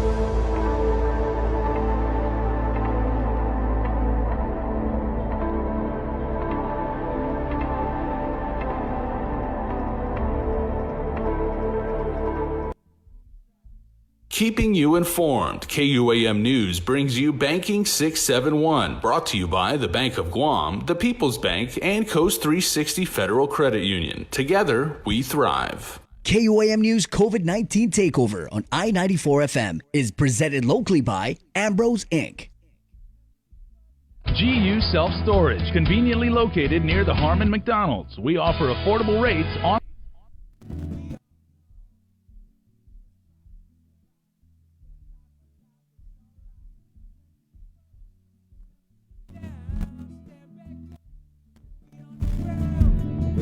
Hey, we're gonna play that TikTok dance. TikTok dance. I use dance very loosely, as we're doing a big challenge here for the virtual Relay for Life, right, Bree? Yes, we are. And Jason's going to show us his dance moves. Oh, is it my turn? I'm up It today? is your turn, dude. Okay, I'm in the batter's box. Okay, so if you guys haven't seen, go to our Facebook page right now. It's on our Facebook page, our YouTube channel, our Instagram feed, our Twitter account. Just go to @KUM News wherever you are. Watch the video of these two cutting a rug? Question mark. And basically doing that to our late friend, our coworker, our brother, Savage K Conception. That is his song. It's words that we really take to heart, and it's a beautiful song. And Sabrina actually choreographed. Did you do that all yourself, or was that help with your son? Because there's a lot of the TikTok moves, and I don't think you hit the whoa, but No, I didn't. I Was was trying to fit that in, but I couldn't figure out where to put it. Yeah, so she came up with that. They basically recorded that. They did 3 takes on it. So that's what we want you guys to do. Take a look at the video, and after you stop laughing, break out your camera, record yourself doing it. It's about 15 seconds and change, and then we want you to email it to KUAMDanceChallenge@KUAM.com. And for our special presentation that's going to happen on the night of the Relay for Life on the evening of the 27th, we're going to make a montage of all of your submissions. So this is all of us as a community together, all doing this dance so we can all fight cancer together. Yeah, it's silly. We have a lot of fun with it. You're going to feel good. You're going to move around. And you incorporate your family. If you're a little bit on the older side, make the kids do it. Yeah, and don't be afraid to go extra. We know that Sabrina is a really awesome choreographer because she's danced with some of the best choreographers that Guam has sent around the world. You have. She went to college on a dancing scholarship. Wow, I didn't know that. Well, let's hear that, Jay. Say again. Okay, so she went to junior college, right? Don't we have Underwood on No. line? People want to know more about you, Sabrina, Stop. because you're very guarded. People don't know enough. So I can tell the story because I've heard it a million times. So she went to junior college in Oklahoma, where she grew up after moving back there from Guam, and then was a standout rock star, A-list, blue chip, pom-pom performer in high school, and then continued to do that, and then actually got a scholarship to go to college. And you went to the University of Oklahoma in Norman, so Boomer Sooner. Mm-hmm. If I throw up the Texas Longhorns, are you going to slap me? Yeah, I am. Okay, so I won't be doing that. Yeah, so you guys didn't know, basically, Bree was a world-class Division I level cheerleader. No, I didn't cheer for OU. I cheered at the junior college. And then when I decided not to try out for OU because I wanted to focus on school. And so I got an academic scholarship to go to OU. Right. So you were a dance scholar, basically. And it's not pom-pom, P-O-M-P-O-M. It's pom-pon, right? It's spelled that way, yeah. I never knew that. It's P-O-M-P-O-N, but we called it POM. Right. I see a feature in the future where you work out with the pom-pom. And there's a video of her going around from when she used to do it. And she had the moves. Let's get it up on the Facebook, Jay. Shoot, this big smile. She's got like the shaved head with like the salt and pepper thing going on from, push it. That era. Look at her face. She's going to kill you after the show. She's not disputing me. She's going to kill you, though. 7:49. Now let's switch gears to something that's not going to get me killed. We got former delegate Robert Underwood on the line, and we'll bring him on. Good morning, Robert. Well, that's where you at here. There you go. And I'm very interested in watching the video of Bree, so I can't wait to see it. We're going to find it, and we're going to put it up. Because I remember her as a brand new young reporter coming out to Guam. Oh, so many years ago. Yeah, so many years. and then Dr. Underwood, please attend the Zoom Lasazo for me, because after I put that up, Sabrina's going to have some words for me. Okay, all right. Right. Clean it up. Right. Clean it up. 7:49. Well, let's just get right to it. Over the weekend, there was just a slew of events related to our current Congressman Michael St. Nicholas that came out. Well, first of all, there was a roll call article that came out and said that the investigation into these alleged ethics violations committed by St. Nicholas was ramping up, and then we saw the ethics committee put out a press release about it. And then, of course, we had the story. You chimed in. We also got John Paul Manuel, of course, the congressman's former chief of staff and campaign chair, to also chime in. And we did receive a Facebook comment from the congressman. Where's that at, Bree? It's in the news team chat sent by Tomas. Okay. I can get it. And so basically, Dr. Underwood, we had reached out to the congressman by way of Facebook Messenger, which I still can't wrap my head around that we have a sitting. I mean, this is a high position. I mean, it's just as high as an elected governor. And you got it? Okay, yeah. So our response through KUAM, to KUAM from Facebook Messenger, Bree, what was it? Quote, "This is just part of the process that we are required to go through in order to disprove the allegations made against us. We will continue to cooperate and thank the people of Guam for their patience and support during this time." Okay, and we'll just ask Dr. Underwood, I guess, first question. Is this really just a part of the process? Is it totally normal to have a subcommittee formed to investigate our delegates? Well, it seems to me that it's an additional step. I don't think that people just saying that, trying to make it sound like this is the regular process. Interestingly, in his posting, he says that he will continue to cooperate, when in point of fact, part of the new allegations against him is that he has issued false statements and that he is trying to obstruct the investigators. So apparently, maybe there's some people in the ethics committee who don't believe that he is cooperating, and of course that offers a new set of charges that he has to respond to. So this is not a normal part. I know it's to his interest to try to normalize it, but this is not normal. This is an additional series of charges. And it's not regular. It's not normal to appoint a subcommittee, a special subcommittee to investigate. Right. It's just not normal. Yeah, and you know, I tried to think back because I remember there was something Tomas had asked about, has this ever happened before? And with Congresswoman Madeline Bordallo, I recall there was also a House ethics investigation, I guess you could say, or complaint that was filed against her, but I don't recall if it went to that next level with the subcommittee. I don't believe it did. I don't believe that they created an investigative subcommittee, and I don't believe the charges here, even the charges against the Congresswoman at that time, concerned her behavior in office.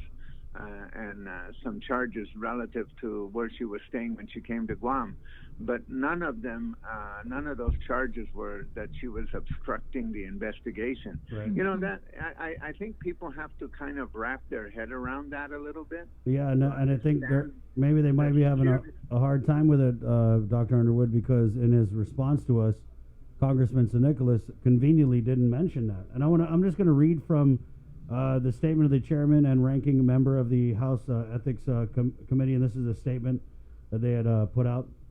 And I'm going to clue in on the part that we're discussing, that they have established an investigative subcommittee that is going to investigate whether or not the delegate also made false statements to government investigators or agencies, improperly interfered or attempted to interfere in a government investigation of related allegations in violation of House rules, law, regulations, or other standards of conduct. Like you said, I got to think this is probably the biggest development. I mean, the formation of the subcommittee, I mean, that's huge, but that they formed it and they also are now seeming to imply to us that they think that our congressman tried to interfere with this. How huge is that, Doc? Well, I think it's very huge. It's been many instances where, of course, in many times the cover-up is equal to or worse than the original offense, and so this is this smacks of that, and it's very it's elevated. It's very serious. You don't lie to investigators at your own risk, your own peril, and so I'm pretty sure that they must have some evidence to proceed along those lines, but I think the main point for me is that he owes us an explanation. He owes the people of Guam an explanation. I don't think it's he can't simply be allowed to not engage on this issue by saying it's not it's a normal part of the process when everything points out that it's not normal and that there are new charges, right, and that he hasn't been on Guam I guess since January or February, and that's sad. It's very sad. I was just talking to Amata Radawagan over the weekend. Amata Radawagan is the delegate from American Samoa, right, and she makes it a point to go home every month. And because the pandemic hit, she has been tested 5 times. She spent 14 days in quarantine in Hawaii, spent an additional 14 days of quarantine in American Samoa, and she tells me just so she can be at home with her people. Mm-hmm. That's what leadership is. Mm-hmm. You're at home with your people, and she's now in the midst of quarantine in American Samoa, and there is no flight between Hawaii and American Samoa, so she had to hop a FEMA flight. Mm-hmm. So wow, that's like the absolute evidence of what it means to be close to your people and also responsible to your people. But what would be your response, though, if he were to say that, he needs to be in Washington, D.C. to fight for our people, to ensure we get federal funds? To ensure that territories are included in these measures. That legislation is already on the move. There's very little committee activity. There's no House session until the end of this month. At any point in time, he could have come home in the past month or so. He could have gotten COVID testing, because I know that the House attending physician, which is the doctors that are from Walter Reed that are assigned to the House of Representatives, provide that COVID testing. So in any event, that's his call. But the reality is, it's sort of immaterial to me what his response is. It's more like, why doesn't he open up and give us an accounting? Right. And people have to understand that and I know it's a very painful process for him. I feel very badly for him and his family and those that are close to him. But him being wounded in this way is not just him. We're all wounded because our representation in Washington, D.C. Will suffer because of this. Mm-hmm. It's inevitable. It is. That people are not looking at him the same way that they used to. You brought up something in your interview with Tomas Maglotnia that I really focused on, was talking about how the national media reports on Delegate St. Nicholas. And you were right, it's never anything good. I mean, there was a whole story about his spending, his office budget, and it wasn't a positive one. There was also stories about him not showing up for work, having the second worst voting record in the House of Representatives, to the obvious ethics scandals that we're now seeing play out. How's that... And again, I mean, people are going to say you're hating, but it's just not a good look. I mean, the only positive news that we see about the congressman is when he posts about himself on his Facebook. Pretty much, his attendance record and his spending habits and all that are certainly not positive. And when you look at all the national press that he's received, it's all negative, and maybe some of it is sort of neutral, but it's all negative. And you can argue that people in Guam are out to get you, But there's nobody in Washington, D.C. that should be out to get him. I mean, what would be the point? Right. He's really drawn attention in a very negative way. Right. And of course, the point is that the quality and the capacity, the quality of his service and the capacity of his office to influence legislation is affected by this, right. and that's just a straight up point. It's not you can deny it, you can say it's not true, but human beings are human beings, and they're reacting to each other in light of this. Can you imagine if you get a phone call from his office and to a federal agency or to another member of Congress, how that call is introduced to the official? They'll all kind of recognize that this is the kind of what is swirling around about him. Mm-hmm. And this affects us. That's the point. Let me cut in, guys, real quick. We're KUAM FM in Agutnia, Guam. I-94, Guam's favorite. It is the KUAM News takeover of I-94. It's containing COVID, and on the line right now. Good morning to our KUAM TV 11 viewers on the line right now. We have former delegate Robert Underwood, and we are discussing the formation of a House of Ethics subcommittee specifically formed to investigate our current sitting Congressman, Michael San Nicolas. I wanted to say, I remember at the beginning of this, when all the allegations first came out last year, he did issue a response. I think it was on his Facebook page, and he was saying how this was a dirty politics, baseless allegations, and that there was an active FBI investigation into GovGuam officials. Again, that was September of last year. Yeah.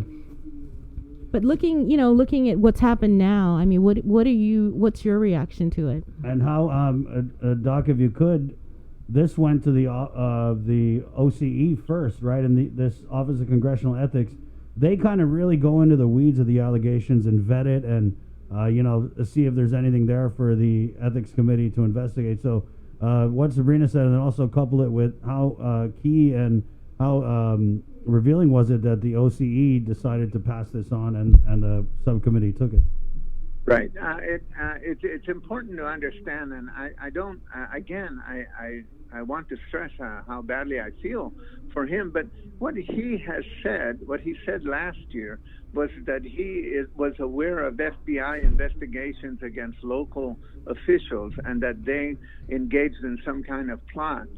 Given that latest series of allegations made by the House Ethics Committee about him, he's the subject of federal investigation because he's the one that's obstructing the investigators. He's the one that is alleged to have given false statements. So that's an ironic twist of events for him. And you're absolutely right, Chris. They have an OCE, Office of Congressional Ethics, which sort of vets charges against members of Congress, and they sort of vet whether there's anything there to further look at and refer. And in this particular instance, they don't need a whistleblower. It's not like somebody came ahead and said, we're telling this to on this individual. OCE will look at media reports, maybe some of your media reports from KUAM, I don't know, but they look at media reports, and then they decide that there's something here to look at, and then once they start looking at it, then they decide to refer it. So, and then they bring in the people. Then they brought in people to interview, and so I'm sure that all the people that have been interviewed that used to work for Congressman San Nicolas, or maybe even currently work for him, have already made statements. Doc, if you work for the congressman, right, and he makes you sign a NDA, a non-disclosure agreement, and then you're approached by investigators looking into these allegations, are former staffers allowed to breach their non-disclosure agreements? Because we hear that Congressman San Nicolas makes his staff sign these things. And I'm just wondering, does that prevent them from disclosing anything at all to these investigators? Not if a violation of the law or a violation of ethics. A non-disclosure agreement is like proprietary information. It's like you work for a company and you make pharmaceuticals and you agree that you can't disclose anything about your work regarding pharmaceuticals. But if someone is stealing money, that NDA doesn't apply. Because I had reached out to a former staffer, and the former staffer had told me that he wasn't allowed to go on the record because he had signed an NDA, and that he'd actually been threatened by the congressman that, if you say anything, then you sign that NDA. So I'm just wondering how much of a chilling effect that has. You think about the other guy who gets everybody to sign an NDA is Donald Trump. And look at how many people are talking there. Doc, what do you make of this? I feel like a lot of, and there was a comment here, in other words, Michael St. Nicholas dug his own grave. I kind of agree with that a little bit, in that the congressman has routinely ignored the media. He only engages with friendly media. In fact, I think there was an interview I saw with him a couple months ago, and it was basically that, this ethics stuff was thrown out. There was nothing to it. He was going to be cleared, which is exactly opposite of what happened. So how damaged is a congressman in that he stays on Facebook, he doesn't really venture out, he does these, like, we ask for a statement on something huge like this, and we get 2 sentences. So how much could he help himself by making himself available and, let's say, doing, it's crazy. This all happens. Hey, Doc Underwood, can we do a Zoom interview? Sure. I mean, it was so easy. But with Congressman St. Nicholas, I mean, how easy would it for him to be, let me answer the questions and let me deal with this? And we've tried. Lord knows. Repeatedly. I'm sure you have, but I'm not one to give the congressman political advice on how to deal with the media. But if he did do that, he'd be in better shape. Because you're trying to you're trying to disguise and deflect, and that doesn't work over a long period of time. Right. People will just like to eventually it'll catch up with them. Yeah. And it has, I think. I don't understand. I mean, to me, it's just mind-boggling that we have an elected congressman who just refuses flat out to engage 95% of the media. And I feel like when he does engage, it's, again, 2 sentences, but you can't ask a statement a question. And I think at this point, you're absolutely correct. There are a lot of questions that our delegate needs to answer. But it's also the level of service and engagement with the public. It's not just with the media. It's the idea is that you present yourself to your public. The people of Guam elected him, and they haven't seen him, I think, in over almost 6 months. And what is in the meantime, Kilili Sablan, Congressman Sablan from the Northern Marianas, has gone back to Saipan twice. And he's given out food. He's done stuff with the library. And I see it, and it's so easy to compare and to contrast when you see the CNMI's delegate. Like you said, he's been home multiple times. He's actually met with CNMI government leaders. Our Tomas Manglotnia covers those issues. So, we see the CNMI's delegate. But I want to ask you, because this is what our congressman will say, is he'll say that, Dr. Underwood is saying I'm not available. Well, whatever. I mean, anybody knows they can message me on Facebook, and I reply instantly. Is that the trade-off that we're dealing with? Because it kind of seems like Congressman St. Nicholas likes to be over-present on Facebook, but absolutely AWOL in real life. Well, Facebook is virtual reality, and then there's real reality. And the idea that you can't reach out and have a direct conversation with people, that you can avoid it and that you can substitute for that, is, in my estimation, just illogical and unresponsive, and breaks the bond between constituent and public servant. Well, this is an election year. It is a Washington delegate seat is up for grabs. We heard from the new Democratic Party chair, Sarah Thomas Nedadog, last week. She plans on reaching out to Congressman St. Nicholas, extend that olive branch. She didn't indicate that anybody else was expressed an interest to run on the Democrat side of the ballot. What sort of impact do you think news of this subcommittee investigation is going to have on the Democratic Party? Well, I think it's electrifying. And electrifying could be exciting, and it could also shock you and kill you. So that's a pretty wide range there. It's saying that something is electrifying could have a number of multiple outcomes. Of course, people are going to take another look at this office, because the question really is how is Guam best represented in Washington, D.C., given this set of circumstances and the personal issues that the current congressman has? And they're not going away, you see. I mean, it's one thing to say, well, after the election, they're not going away. These issues are not going away. And so, people have to kind of make that assessment about what kind of representation they'd like. So are we going to see you maybe filling out your candidacy? Well, I was looking at that. To be honest with you, I was looking at the website over the weekend, and you have to get 500 signatures, and you have to turn them in by June 30th. Even in this environment, that's a kind of a chore. But I am, to be honest, I am thinking about it, but I haven't made that decision. All right. Let me just ask you: if someone is going to run and throw their hat in there and campaign against Delegate St. Nicholas, what do you think? If I was doing it, I don't know where to start. I mean, do you just start that the seat is in question with the ethics investigation, or do you go with this guy doesn't show up to work, he doesn't vote, he doesn't show up, he's got the second worst voting record in the House? I mean, where do you start? I think you start by saying that we need to restore the dignity of the office of the Washington delegate. We need to restore its dignity, because it is the only voice we have in Washington. And the quality of that voice, the dignity of that voice, the respectability of that voice covers all of us, and not just the current delegate. I think that's where you start. So all the other stuff, is part of like the back and forth. But, people have to understand that you have only one voice in Washington, D.C. that's there all the time. And so, do you want that to be a respected voice?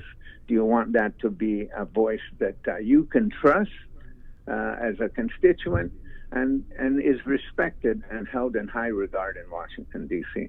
That's where you would start. All right. Well, there you go. Thank you, Doc. Thank you. Thank you. All right. Wash your hands. All right. Stay safe. 8:13. Yeah, definitely. Very interesting. And I really wish we could get Delegate St. Nicholas, because I feel like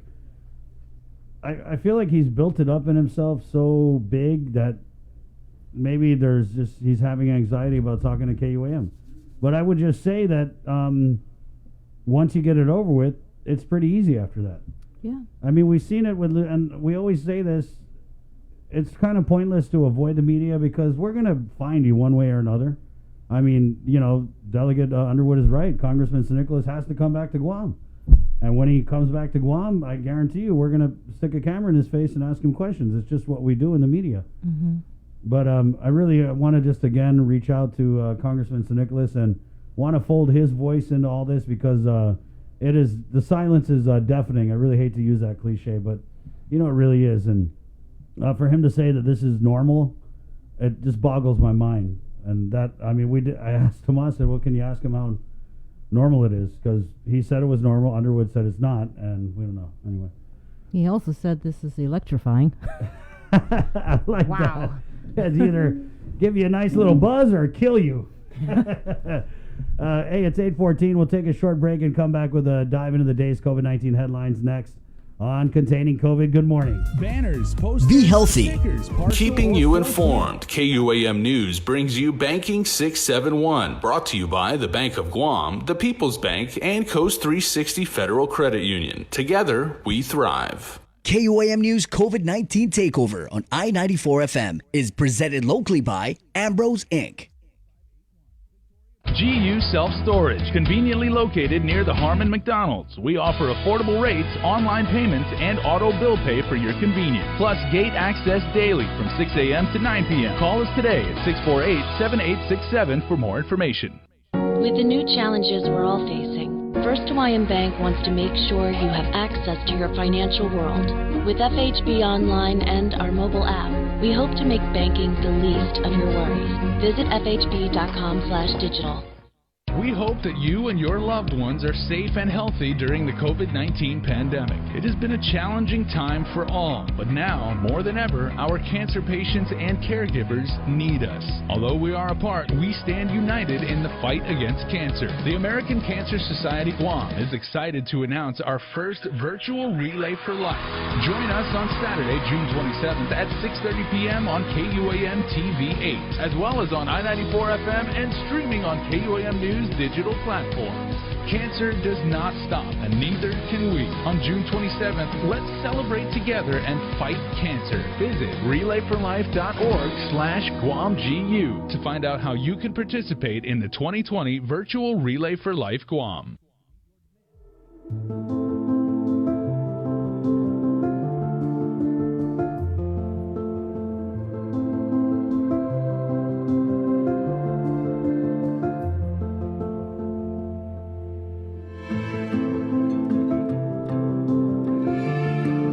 Healthy. It's not always easy trying something new. Sometimes you have to help your loved ones along. Nana is so used to her weekly trips to the bank that going online can be a little scary for her. But her grandson knows that banking online is safer and easier. So he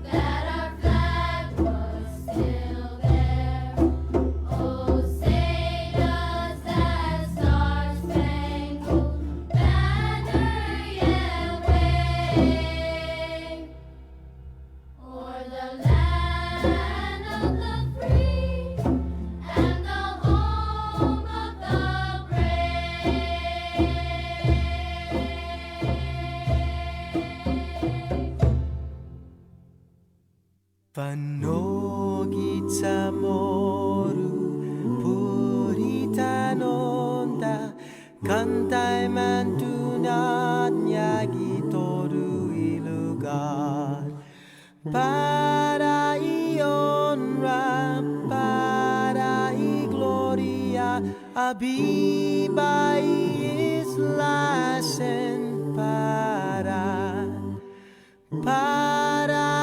honra para gloria abiba islasen para gitodu tempo paz para ita dan gini langit na bendition contrai peligro na fansafuham Deus protegis languam contrai peligro na fansafuham Deus protegis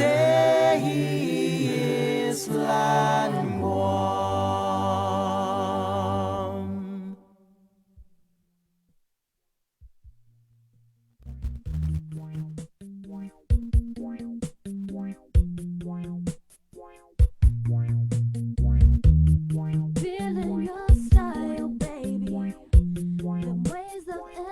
Your glamour light skin against me gives me pleasures I can't enjoy. Whisper sweet things in my ear and tell me I'm beautiful. I'm loving the ways you work me, baby. No, I'm coming for more. When I'm moaning, I love the way you work me. When I'm smiling, I love the feels you give to me. When I'm crying, I love the touch you hold me. Mr. Lover, it's you and me were meant to be. When I'm moaning, I love the way you work me. When I'm smiling, I love the feels you give to me. When I'm crying, I love the touch you hold me. Mr. Lover, it's you and me were meant to be. I never thought Oh man, taking me back. Hey, we only play local music, local artists on Containing COVID. Ms. Roxy, Meant to Be. I don't even know who Miss Roxy is. This is one of those songs. Sorry, I'm a local music geek. But this is one of those songs that came out just before the local. When I say local, I mean usually local, like non-Chamorro style music, you know? This is like right before that huge wave of Timbalahadya and Savage K and Ben Nagauta and Mr. Keith and Zone and all those LG Productions. She was right before that. Anyway, it's Meant to Be, Containing COVID. Good morning on you. 822 Calvo's Enterprises, Ambrose Inc. IT&E, Coast 360, and the Bank of Guam. So proud to present the KUAM News takeover of Guam's favorite. It is Containing COVID. And good morning to our viewers on KUAM TV 11. Thank you for joining us. There's also an audio stream on Docomo Channel 10. We're streaming this show, KUAM.com, and on the KUAM News app. And last but definitely not least, thank you to our viewers, listeners, likers, questioners, commenters on the Edward R. Murrow award-winning social media networks of KUAM at our KUAM News Facebook page. Good morning! Hey! And now let's do a dive into the day's COVID-19 headlines from the KUAM News team with the very latest. Good morning, Sabrina Salas Mantanani. Holiday, good morning, everyone. The number of COVID-19 cases went up by 3 over the weekend, bringing the total number of cases to 185, 5 deaths and 168 recoveries and 12 active cases. Child care facilities will be allowed to reopen starting at 8 o'clock this morning. According to the latest guidance issued by Public Health, child care facilities can reopen, but at no more than 25% occupancy rate. Also allowed to reopen today are therapeutic massage establishments, movie theaters, fishing charters, and other similar businesses. And non-organized contact physical activities and sporting events, however, tournaments and other similar activities are prohibited. Public Health has also issued guidance for other businesses and activities that will be allowed to reopen starting Friday at 8 a.m. They include bars and taverns at no more than 25% occupancy rate and bowling alleys. Meanwhile, there's no community testing today, but tomorrow Public Health will perform a drive-through testing at the PD Mayor's office. That is from 9 a.m. to 12 noon. Then on Wednesday, testing will be held at the Santa Rita Senior Center from 1 to 4 p.m. Again, you do not have to have symptoms to get tested. It is free. Please bring an ID. We are less than 3 weeks away from the possible reopening of the tourism industry. The temporary man in charge of the Guam Visitors Bureau, former Governor Carl Gutierrez, says if the right conditions are all met, he expects the initial groups will trickle in from Korea in July. Nestor Lecanto reports. The interim president of GVB says COVID safety will be the main marketing message for the first wave of visitors. My feeling is that it's going to be slow and gradual. And as they come in and they go out in 3 or 4 days, and we monitor, and our people that are represent us in Korea, for example, because that's our first group of people coming in that's not a hot spot right now. So we're going to use those first group of people coming in as part of our selling point. And we want to make sure that those people are really, truly feeling safe, and that when they look at the beaches here in Guam, that they'll think that it really is beautiful. And that's the other thing Guam needs to do, he says, is clean up and keep it that way. I was out around today, and I visited all the places where the homeless people are in Tumon and down at Paseo. And that's a problem that we need to solve quickly. Gutierrez says it means holding the property owners accountable where the homeless gather and then finding work for them like cleanup crews. But for the long term, he says, Guam should begin to reimagine the market and begin to make a shift from the low-cost carrier passengers to the big spenders. The reimagining is that if you're a $300 a night hotel, you're going to fill it up with $300 a night paying customers. And I know that I've hosted several of the Koreans, businessmen, that come here almost every other week just to play golf and stay here. There's a lot of those that we can market to. So how soon will Guam's tourism market get back on its feet? Gutierrez says 1 million visitors by the end of next year. And he says tourism industry leaders are even more bullish and have told him so. Oh, you're very conservative. We're going to get up to 1.6. You know, they claim that. So that gives me a better feeling that the people in the industry themselves are saying, I'm conservative. But if we can get up to 1 million people by December 2021, then that's great. But if we exceed that, even better. For Guam's News Network, I'm Nestor Lecanto. The U.S. House of Representatives Committee on Ethics has established an investigative subcommittee to further probe into actions by Guam Delegate Michael San Nicolas during his term. According to a statement by the chairman and ranking member of the Committee on Ethics, it says that the purpose of the subcommittee would be to determine whether San Nicolas might have, quote, engaged in a sexual relationship with an individual on his congressional staff, converted campaign funds to personal use, accepted improper and or excessive campaign contributions, reported campaign disbursements that may not be legitimate and verifiable campaign expenditures attributable to bona fide campaign or political purposes. The press release adds that it will also examine if San Nicolas, quote, omitted required information from or disclosed false information in reports filed with the Federal Election Commission, made false statements to government investigators or agencies, and or improperly interfered or attempted to interfere in a government investigation of related allegations in violation of House rules, law, regulations, or other standards of conduct, end quote. San Nicolas responded to KUAM through Facebook Messenger, writing, quote, this is just part of the process that we are required to go through in order to disprove the allegations made against us. We will continue to cooperate and thank the people for their patience and support during this time. Congressman Michael San Nicolas, former chief of staff and campaign chairperson John Palmanuel, in a statement issued to KUAM said, I stand ready to continue to cooperate with the House ethics investigation. I am saddened to hear that they are now investigating the congressman for interfering with an investigation and making false statements to investigators. I hope he finds it in himself to finally tell the truth. Lawmakers head back into session at 1 o'clock today, during which they are expected to vote on several bills, including legislation that would give GovGuam employees a choice for their health insurance carrier, and Bill 367, which would create a program to pay eligible families up to $500 in financial assistance as a result of the COVID crisis. The Leon Guerrero Tenorio administration pledged to use CARES Act funding on session floor last week, which led to debate on the floor about whether the bill is even needed because federal funds are going to be used and lawmakers cannot appropriate federal monies. On Friday, lawmakers discussed legislation introduced by Senator Mary Torres.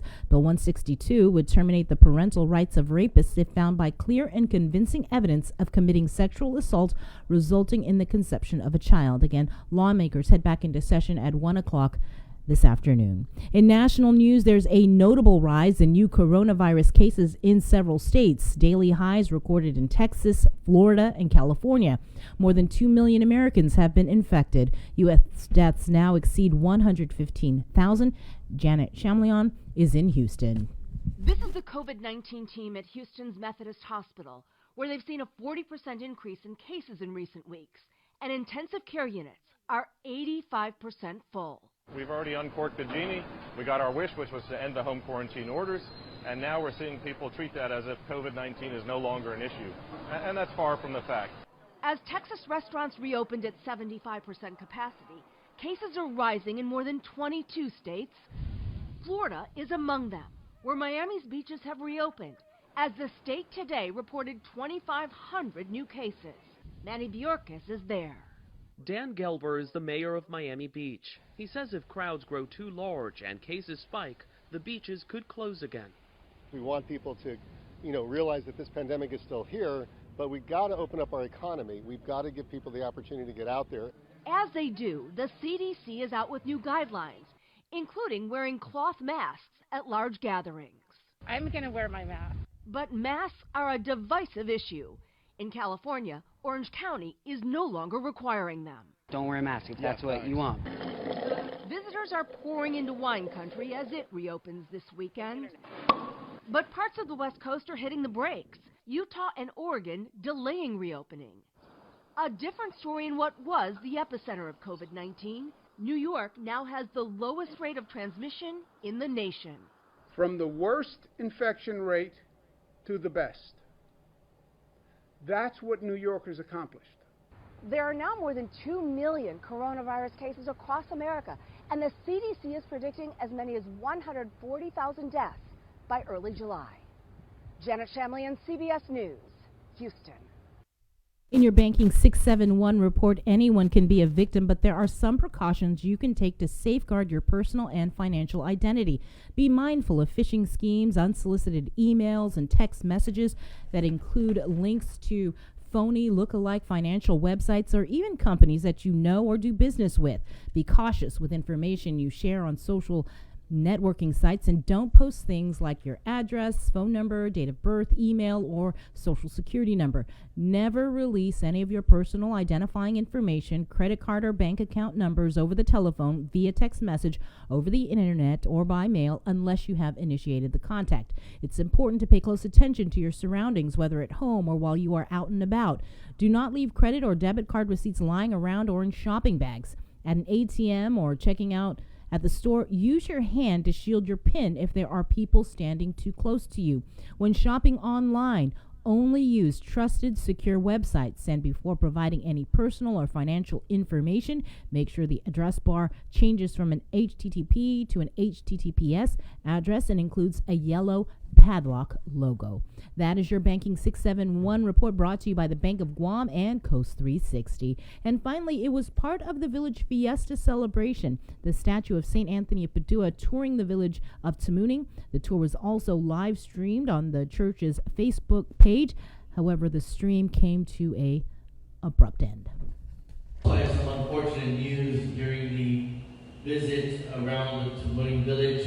The image statue of St. Anthony, which was placed in the Carosa, has been severely damaged. The image statue has fallen right in our last area, which was right up here in the road. So that statue is no longer vital for the services. And so this image statue now becomes the main statue of St. Anthony here at our church until we can find a replacement statue or a new statue that would have to be ordered.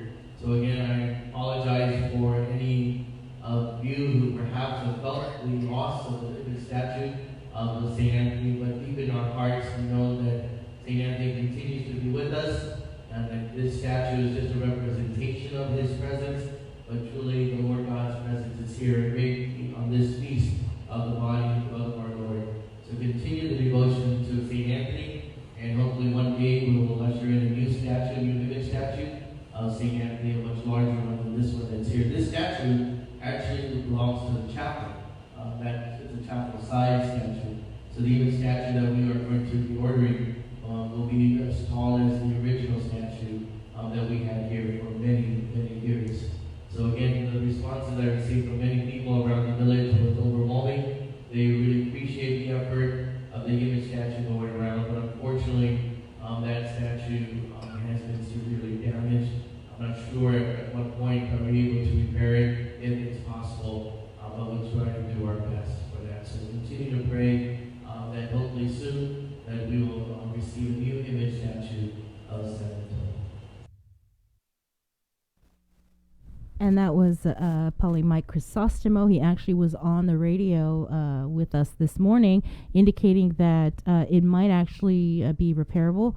They're just waiting, I guess this afternoon. They're going to take off the tape right on the face. They made some They glued it together, and so they're thinking that it might be actually okay, but he'll find out this afternoon. Also, that statue is over 50 years old. Right, yep. Well, it came from Spain.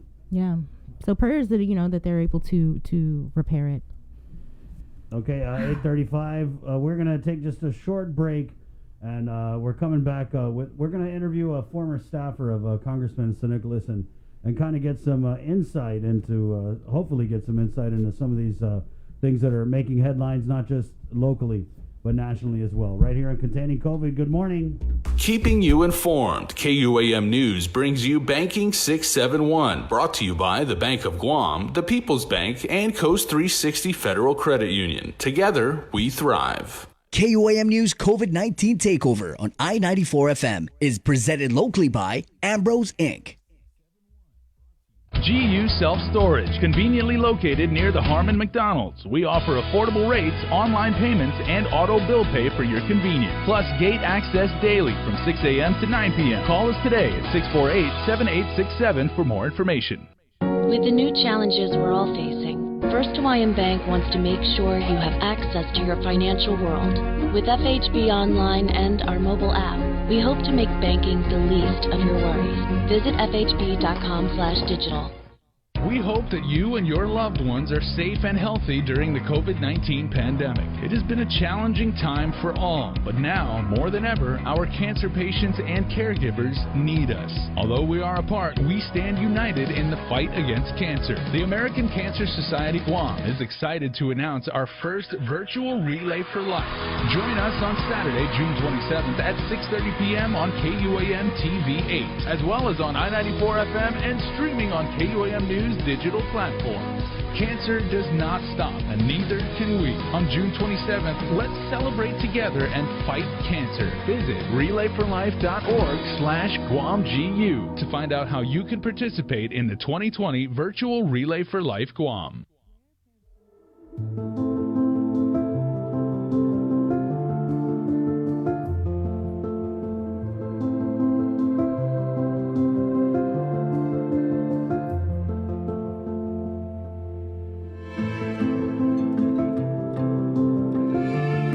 Be healthy. Be informed with ITD. It's not always easy trying something new. Sometimes you have to help your loved ones along. Nana is so used to her weekly trips to the bank that going online can be a little scary for her. But her grandson knows that banking online is safer and easier. So he's teaching her how to get started using Bank of Guam's online banking videos. Teaching is one way to show our loved ones we care. Keep your family safe at home and show them how to bank online. Find easy-to-use online banking tutorials at bankofguam.com or on our Instagram and Facebook pages. Bank of Guam, member FDIC.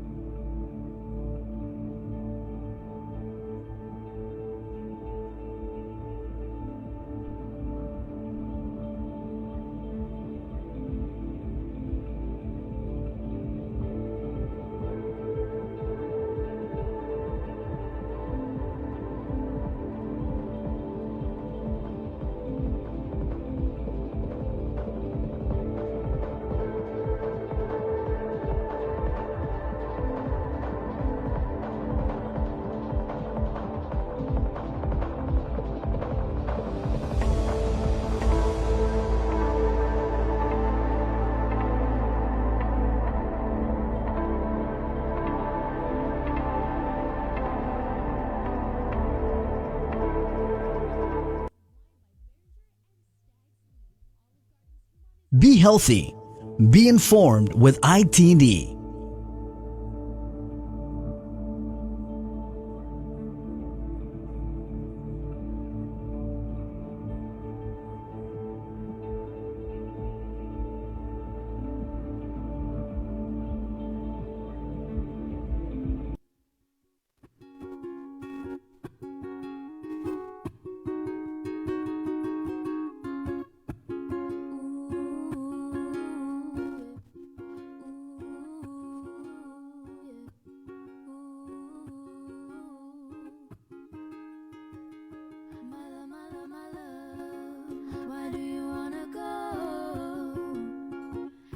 far away.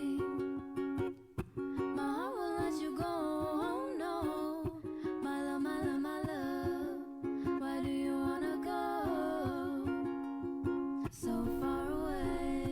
Good morning. 8:40. Containing COVID. The KUM News Takeover of Guam's favorite little Serena and Paige. My love, my love, my love. It's 8:41 on a Monday. Lots going on, of course, as we heard bars, daycares, and movie theaters slated for opening this week. Daycares are opening Today. 25% occupancy rate. Correct. It opened at 8 o'clock this morning, about 41 minutes ago. Right, and then movie theaters are also. I'm trying to get a hold of my friend Terry at Tango to kind of talk about this, because I was reading something nationally over the weekend. As I believe nationally there are a few movie theater chains that are reopening, and what they're doing is they are re-releasing movies that were really huge, movies that are good to watch in a movie theater. Like the one I had heard was Christopher Nolan's Inception. And so I'd heard, and this is nationally, and that's why I want to get Terry on the phone to kind of ask if they're going to be doing anything similar. And what they're doing, Jay, is because so many big blockbusters were slated to come out in March, like A Quiet Place 2 and Black Widow. No Time to Die, the new James Bond movie. Right, and then May, I believe it was going to be Wonder Woman 1984. Like the Top Gun sequel.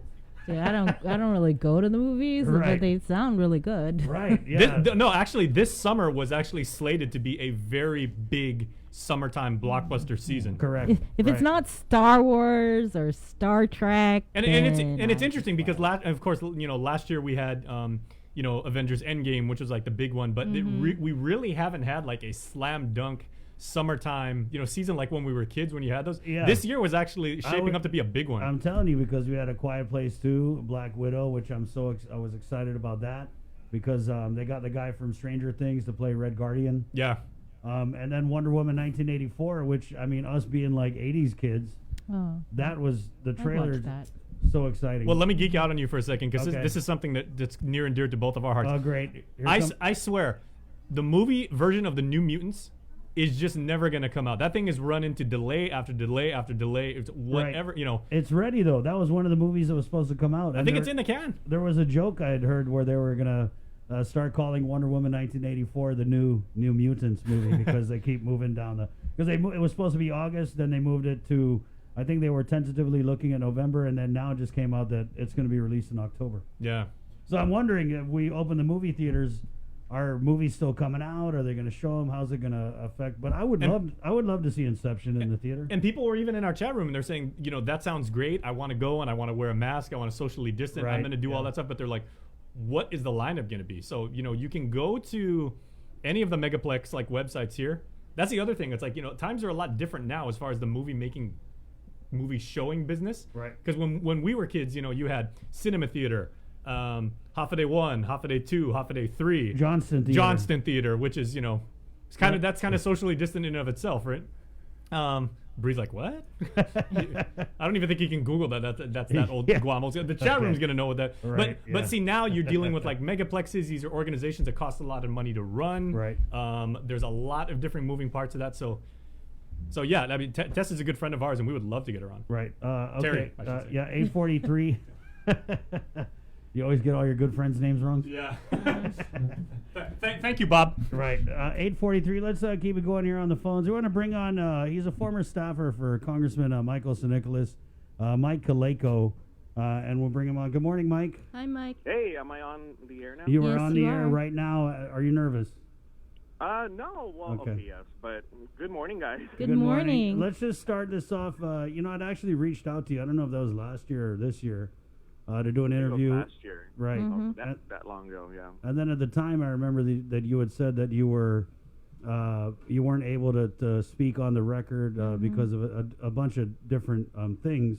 And so... Right, we live in a world now where, of course, even at the job site, you are subject to things called like non-disclosure agreements, and that prevent you from speaking on matters that happen while you were employed. Right. And so let me, because I talked about this earlier, Mike, and I had heard from another former staffer that Congressman Sinicolas did actually require his staff to sign these NDAs. Was that true in your case?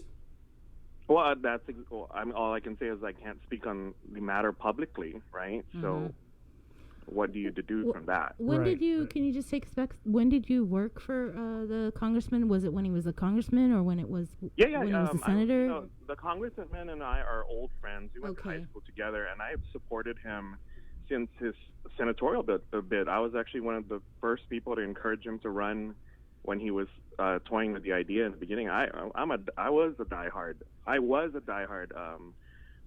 Mike St. Nicholas supporter.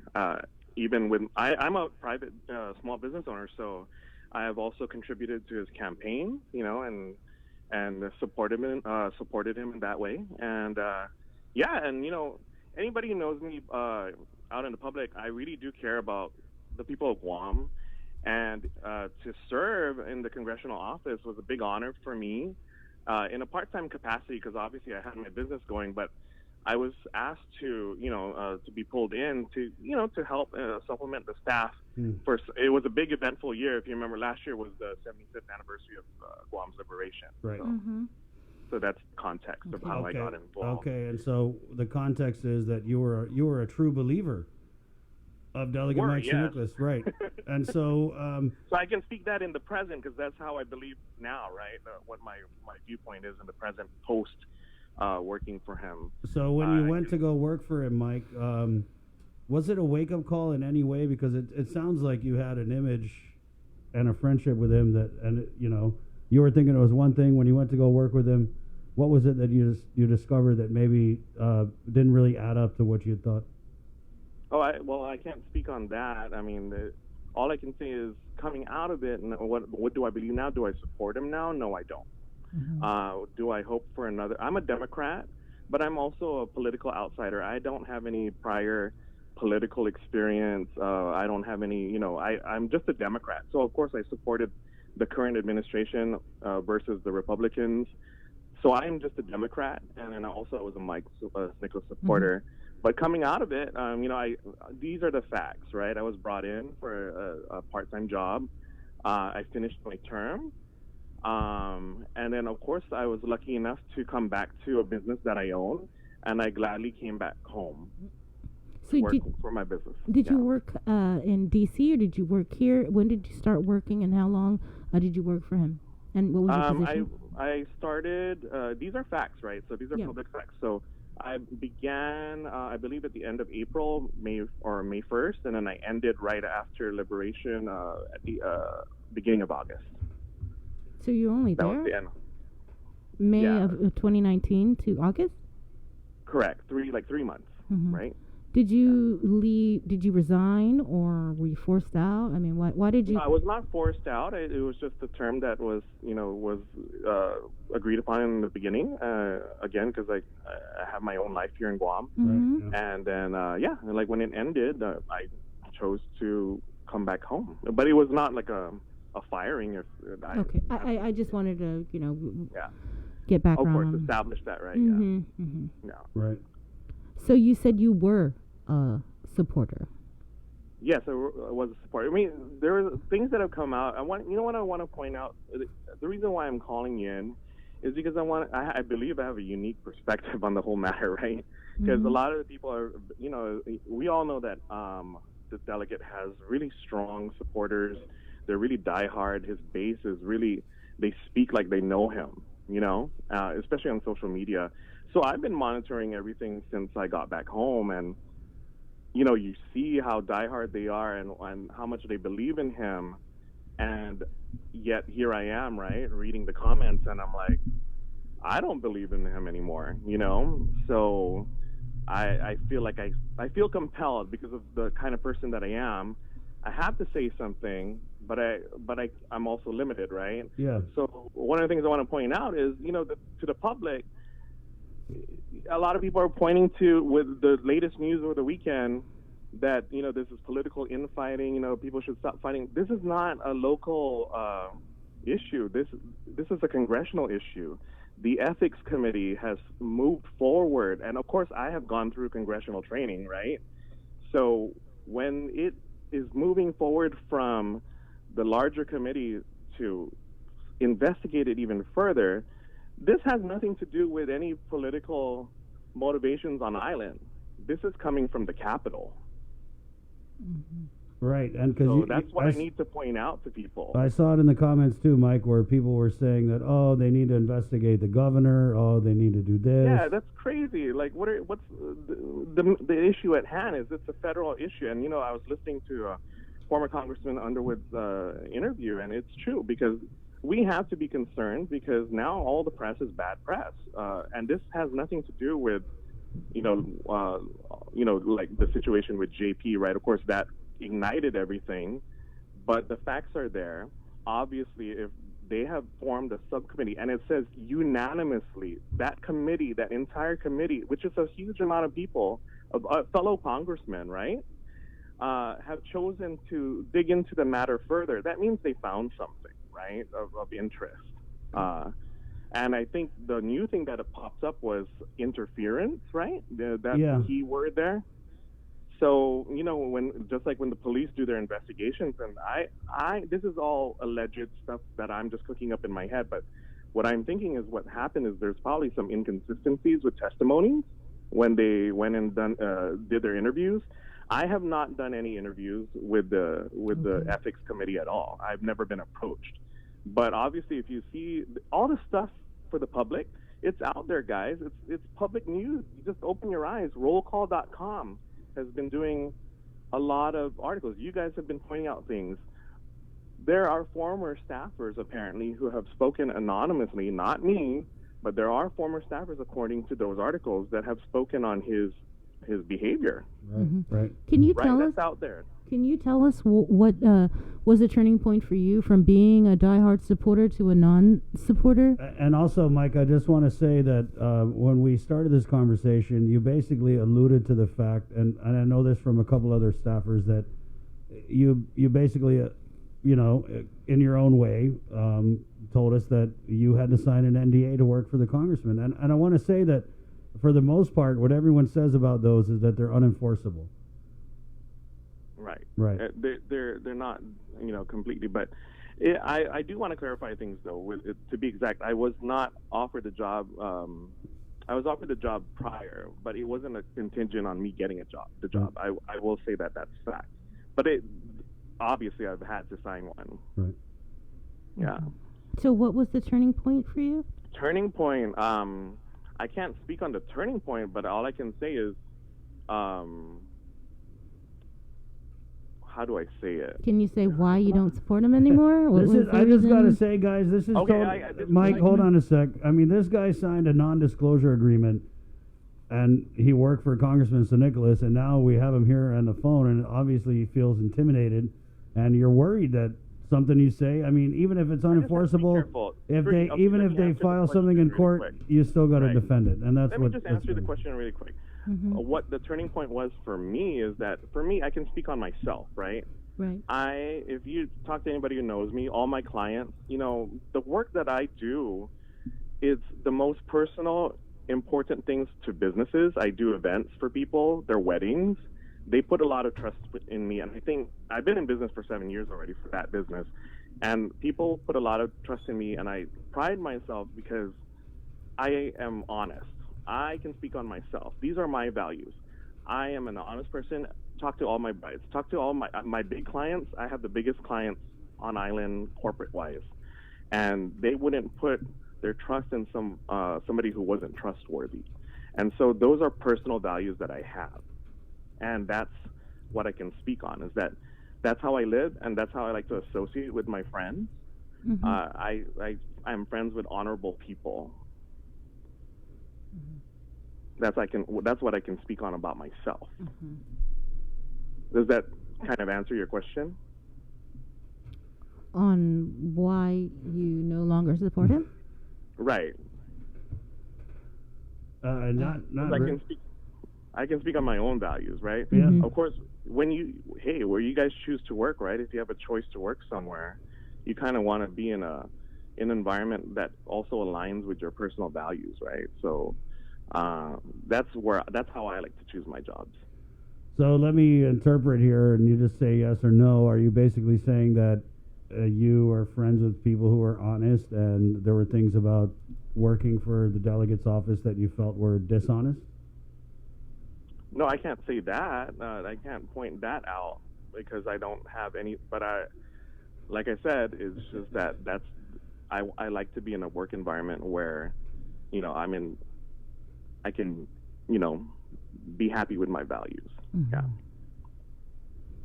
And for me, of course, it was a temporary experience, right? So I had my business to come home to and familiar territory. And then I did my job. One of the major projects that I had was to assist with the rest of the staff. We all put together the liberation thing. That was very important to me. And I got the job done. I worked with a lot of the Guamanians over there. And, there was a lot of issues with the Guam Society over there, right, with the planning stages of that in Washington. So I got to go back and forth. I was officially, to answer Bree's question, I was officially hired as a local hire for the district office here, and my title was executive assistant. Mm-hmm. But most of your work was overseas? Back and forth. I also dealt with local matters. Okay. Yeah. And you left on good terms after fulfilling your responsibility for that 3 months? Correct. Mm-hmm. And okay, so if you left on good terms and you're now not a supporter of Congressman St. Nicholas, I don't think that's covered by an NDA, Mike. I think if you want to tell us why you don't support him anymore, it's a free island. You can tell us why you don't support him. All I want to say is if there's any other option, if there is anybody running, I will vote for whoever else. You brought up something about the comments, right? And you said that when you read these comments, these people who support St. Nicholas, and there's no doubt, he is so strong on social media. Right. What would you say to these people? Because you're saying that they're defending an image of a person and not the actual person and what the congressman's really like. So that's pretty close. Yeah, that's why I'm calling in, because it's just like, wow, you really don't. No. They always really don't know. So who is the real Mike St. Nicholas? The real Mike St. Nicholas? Oh gosh, that's a general question. I will say this. He does care about the people of Guam, right? And he has good intentions, right? And everybody does. Anybody who's from Guam, loves their island. He's a very intelligent person. But, there's rules to follow, right? I guess, that's why all of this has come to play, right? Because there's questionable things. Obviously, an investigation is in place. Those investigations don't happen for political infighting or local issues on Guam. If it's happening at the Capitol and an actual congressional committee, it's serious business. And all this deflecting, especially from the supporters online, saying there's more important things to be done or blah, blah, blah, that's kind of like a double standard because, okay, look at the administration's under fire right now, too, for the handling of COVID and all that. But the public is also relentless in keeping the administration to task. So why is it the feeling that I'm getting, right, correct me if I'm wrong, is the supporters for the congressional matter, they're like, oh, this is not important. Let's just sweep this under the rug. This is not, why are we talking about this? It's important. And like I said, the public needs to open their eyes. There's stuff that's out in the press already. That's why I'm able to kind of speak more freely because others have spoken, right? Yeah. Other former staffers have spoken under anonymity, but they have spoken on his performance, right? It's all out there in public. Roll call. What did we see? Missing hearings, right?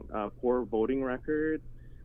These are actual functions that a congressional, a member of a Congress, they need to perform. And so if we're speaking about black and white, what is somebody's job for the people of Guam, right?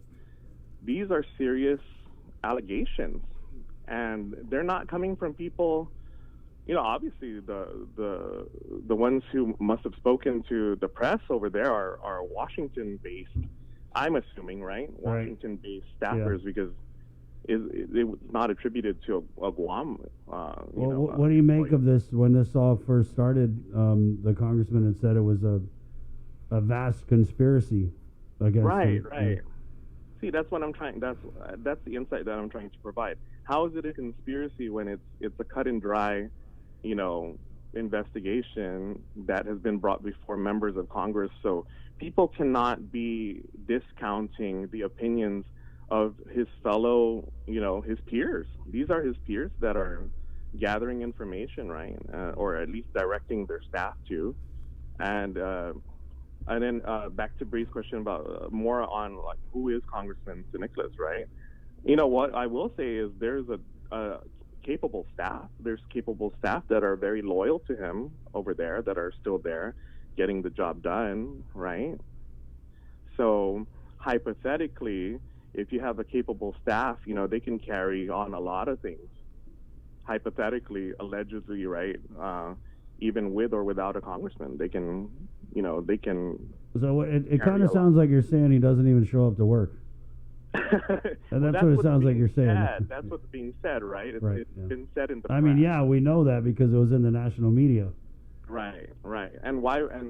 And again, the press on rollcall.com is referring to more than one former employee, not just one, because a lot of people can say, oh, you're disgruntled and you're just trying to cause trouble. They are, yeah. Somebody's putting in here. So based on what you know, based on the fact that you have known him, like you said, since high school, right, and you actually worked for him last year in May through August, and you obviously have read Roll Call and other national media reports and KUAM. Right. Yeah, I'm keeping tabs on things. Right. Yeah. So do you feel, and in your heart of hearts, do you believe that this subcommittee will find Michael St. Nicholas, in fact, violating these laws and regulations that he is accused of? I think if they do a thorough investigation, I believe, this is my personal belief on the facts post-employment, right? I'm speaking as a private citizen now. I do think there's weight to what they're looking for. Yeah. And if they are conducting their investigation thoroughly, I do believe they'll find something. And it kind of does seem that they are, because they've already come out. And like you said, I think the hugest part of this news is that they are implying that he lied to investigators and that he. Yeah, that's something new again that I even picked up on when I look at the. I mean, that's the biggest news to me, is that they think he was lying to investigators. Yeah, because obviously there was that initial investigation, right? Right. With the main committee, right? So. What do you make of the way that John Paul Manuel has been attacked in social media and attacked by supporters of right Congressman St. Again, Nicholas? as an avid actual supporter who's been to fundraisers, who's contributed to the campaign myself, I've seen JP. JP was die hard, man. JP was a loyal staffer. He really served, from the beginning. Like, I think he was with him from the way beginning, right? I'm not too sure, but to my recollection, throughout all the years when I supported him as a senator, JP was always there, and I always interpreted him as the right-hand man. Yeah. So, of course, it's a shocker when, turn of events of what JP pointed out, right? What happened to him. Obviously, I don't know. Like, it's really interesting to just then all of a sudden they're like doing the whole mafia-style snitches, or what's the saying? Snitches yeah. Snitches get stitches? What? Yeah, the people that's actually a part of the dialogue. Snitches get stitches? Man, yeah, they put what? Yeah, snitches end up in ditches, and so and so when you approached me, Chris, last year, JP just dropped the bomb on that, right? I was not expecting that either. I've known of JP, but yeah, one of the biggest questions I had in my head coming into the job, I was looking for JP. I was like, what happened to him? Because I was an outsider coming in. I was. You're looking for someone you knew. Mm-hmm. Yeah, right. And I was tapped in for my private sector work. So what do they say when you ask where's JP? Oh, I can't speak on that. Disclose. Can you disclose whether or not while you were working there, you saw any funky business going on? Is there any funky business between the chief of staff and the delegate? Oh, she's the chief of staff now? Is that her official title now? Something, yeah. I don't know. You read Roll Call. District director or whatever it is. Well, that was according to JP, that was supposed to be his job, right? He was supposed to get that thing, that title, which I fully believe that JP deserved that job. Well, that ship has sailed. Well, Mike, thanks for coming on. And you know, if there's anything you remember, anything you provide, I sent you some articles about NDAs and their applicability to public employees, just so you know. Because it seems pretty obvious that there's a level of intimidation that the delegates trying to provide by making you guys sign those NDAs. Right, but at least I hope I was helpful, right, in pointing out things that maybe the public aren't really fully aware of, right, like the articles that are out there. Everybody needs to read up. Right on. And there's definitely weight to these articles. It's not the National Enquirer. These are actual publications that are watchdogs for members of Congress. So the public, I'm calling in this thing. People, just read, educate yourselves on the issues. The stuff is right there. Open your eyes. It's before your eyes. That's all I want to say. Okay, Mike. Thanks, Mike. Thank you. All right, you guys. Okay. Wash your hands. Be Stay safe. in touch. I will. Okay. Watch them all the time. Okay, guys. Bye. 906. And he's right. You know, some people may attack KUAMO. You guys are always going hard on Michael St. Nicholas, but we're not. You know, we're not the only ones reporting this. I mean, all we're doing is reporting it. Reporting it. That's all we're doing. And we have given so many opportunities for the congressman to do an interview with us, to jump in on his press conferences. I just think it's funny is the supporters. I mean, he has the most. They're right up there with Uncle Carl. Maybe even worse in some ways, but they just don't want to accept anything. I mean, you could lay it out in black and white for them, and they're just going to be like, nope, sorry. Yeah, and that's fine. Yeah, no, it's fine. That's it's free island. perfectly fine. I mean, if you don't want to, say what you want. You don't want to be, informed. That really is on you. And yeah, there was some. And I really do want to hear what the too. congressman has to say. God donuts, Bree. If the congressman called in right now, we would put him on for an hour. I mean, we're going to ask him questions, and that's what I think is the biggest deal, is that for whatever reason, I mean, God, it's like a little kid. It really is like a little kid. Like, you cannot answer questions. You're going to put out, only stay on Facebook. I mean, it's 2020, guy. Who knows? Maybe he'll have a statement, like a YouTube statement on his YouTube channel. Yeah, but I think at this point, man, it's just like, if you don't do a real press conference where you invite all the media, including KUAM, because we are legitimate, then what are you doing even? You know what I mean? What are you doing? Yeah, so there's a guy that keeps commenting, let Congressman St. Nicholas speak for himself. Yeah, let him. Tell him to call in now. Tell your Godzu call. Yeah. We got all the numbers. And the problem is, if he did issue a statement on YouTube, there's no interaction. You're right. And we're not able to ask. And he's the only... He is literally the only elected official on this island who does that and doesn't respond to KUAM. Everyone else, I mean, bro, we've gone hard on the speaker. We've gone on our lieutenant governor. They still call. The governor, even during a press because it's part of the job. And it's just, to me, that is really a disturbing insight, is if you can't even handle the heat that comes with the kitchen, then what are you even doing in the house? It's 9:09. And even when I remember he tried to attack you, calling you a racist. Do you remember that? Oh, yeah. Way back when? God. I mind blown. Okay. He tried so hard. I mean, and again, we would love to have him on. I mean, I've asked everybody. I've asked his family members. I've asked, Well, I've tried to. Yeah. Just different ways to try and get him on. And he did talk to me that one time, but I think it's because he didn't realize it was me. Right, yeah, so we did get him at the end of that was the congressional address, right? His congressional address, and Bree kind of was like, go get him, and I was like, if he sees me, he's going to turn and run. Right. So we got you in there, and he actually answered a few of your questions, but I think it was just in the moment, and he didn't really realize what he's doing. So that's what we don't get. If you're going to ignore KUAM, then ignore us the right way and just don't. You know what I mean? Don't respond one day, then not the other. And so, again, you guys want to bash on KUAM? Well, we are, I think, showing that we have made every effort and then some to get the congressman on. To, not even just to talk about the controversial stuff. I mean, the COVID, we said, hey, if there's anything you want people to know, come on and tell the audience.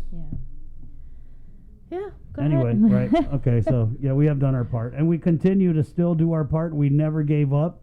We never reached the point where we said, oh, the congressman doesn't want to talk to us. Fine. Never mind him. We never said that. Yep. We just kept on asking, and we're still asking up to now. All right. 9:10. Let's keep it on the phones here and do our weekly check-in with the Speaker of the Guam Legislature, Speaker Tina Munoz Barnes. Good morning, Speaker. Good morning, Manana Sidzulis. Many of God's blessings to both you, Chris, and Sabrina. Hi. I was going to share with you that I just chimed in and I heard your conversation a little bit, and I was going to say, I always tell my children, be the better person, be nice. Yeah. Right on. And I want to hear you be nice now, Speaker, because we got to ask you about this. You've had your share of back and forth with Congressman San Nicolas, and not always, not always friendly back and forth, but I mean, I want to hear you be the better person. What's your 2 cents on this whole formation of the subcommittee with the House Ethics? I've always believed that the process should go through its due diligence. I have come from many years of experience working in the Public Defender's Office, and I truly believe that every person is innocent till they're proven guilty, and I always said that justice will prevail, and I will continue to take that stand, Chris and Sabrina. So, for me, it's let the process do its due diligence, and then the outcome, depending on the investigative findings, will come to the table. Right. But when this came out though, back in September, October of last year, he was saying, it was part of a conspiracy, basically, by his own party. And that's why I always say that you make sure that when investigative work goes out on anything or anybody, that there will always be the pros, the cons. There will always be two sides, and like I said, findings, investigative findings will always come out, and then there's a process that we work with, and I truly believe that moving forward on this process, that time to do its work will happen, and we'll get a further finding after what the committee comes out with. And we all have to do, I share that respect for everybody, and that's not just in this issue, but in every issue. So there's not a single part of you, Speaker, that's like, haha, Ezekinamu. No. Chris and Bree, you know me better than that. I know. I'm just digging. But I just want to share with the both of you, thank you for your patience this last few weeks. I know that we've been playing phone tags, and I know that we've been really busy with session going on, and we will be voting today. I know it's been quite a challenge, and I'm glad we can continue to resume our weekly calls. I didn't mean to hang up on you. It's just that time didn't allow me to come on these calls. But I must say that in all my terms in office, this 7th term for me has been one that is quite different. And I know last week, I want to share with you guys that I was accused of not supporting an amendment to lower the business privilege tax, but I have to say, and again, in my defense, that as a speaker, it's my job to ensure that the amendments that are proffered must be compliant, and we work with our standing rules. I want to share with you my perspective that when we were going through the measures, Bill 323, which is Joseph Augustine's bill, was a measure to help our struggling small businesses, and as we looked at the impact of that was ranging to about 6.6 million in the gross receipt tax. And when that BBT amendment was proffered, my ruling was based on our rules. And I have to share with the both of you, and correct me if I'm wrong, but if we have to look at the cost of 6.6 million, I want to say that 6.6 million is substantially different from one that will now cost 66 million. So, as in every measure that goes through, we always have to look at what the impact will be, and is how do you support that, and how do you move with your colleagues. And I will tell everybody, in every measure that gets deliberated and debated on the floor, the magic number is 8. Mm-hmm. But I also want to note for you that even based on these matters coming to the floor, I want to say that after that those measures were up, the next day I was very grateful to see that Senator Jim Moylan actually followed the rules and proffered his own perspective and his own Bill 9, which he introduced on the first day of his term. And while everyone says the Democrats have opposed it, I have to just state for the record that when that bill was on, it had the number of support, a number of our colleagues, that for the record, it had bipartisan support, and that measure got to be placed on the agenda. And again, to clarify, this bill that was introduced, Bill 9, was the 521 days, and for the calculation, it's 1 year, 5 months, and 4 days. I need to also clear for the record that Bill 9 had a public hearing, which was July 16th of last year. That hearing was over an hour, and I just have to say to the both of you that I don't know how one can still not be ready. And for me personally, I kind of find it offensive that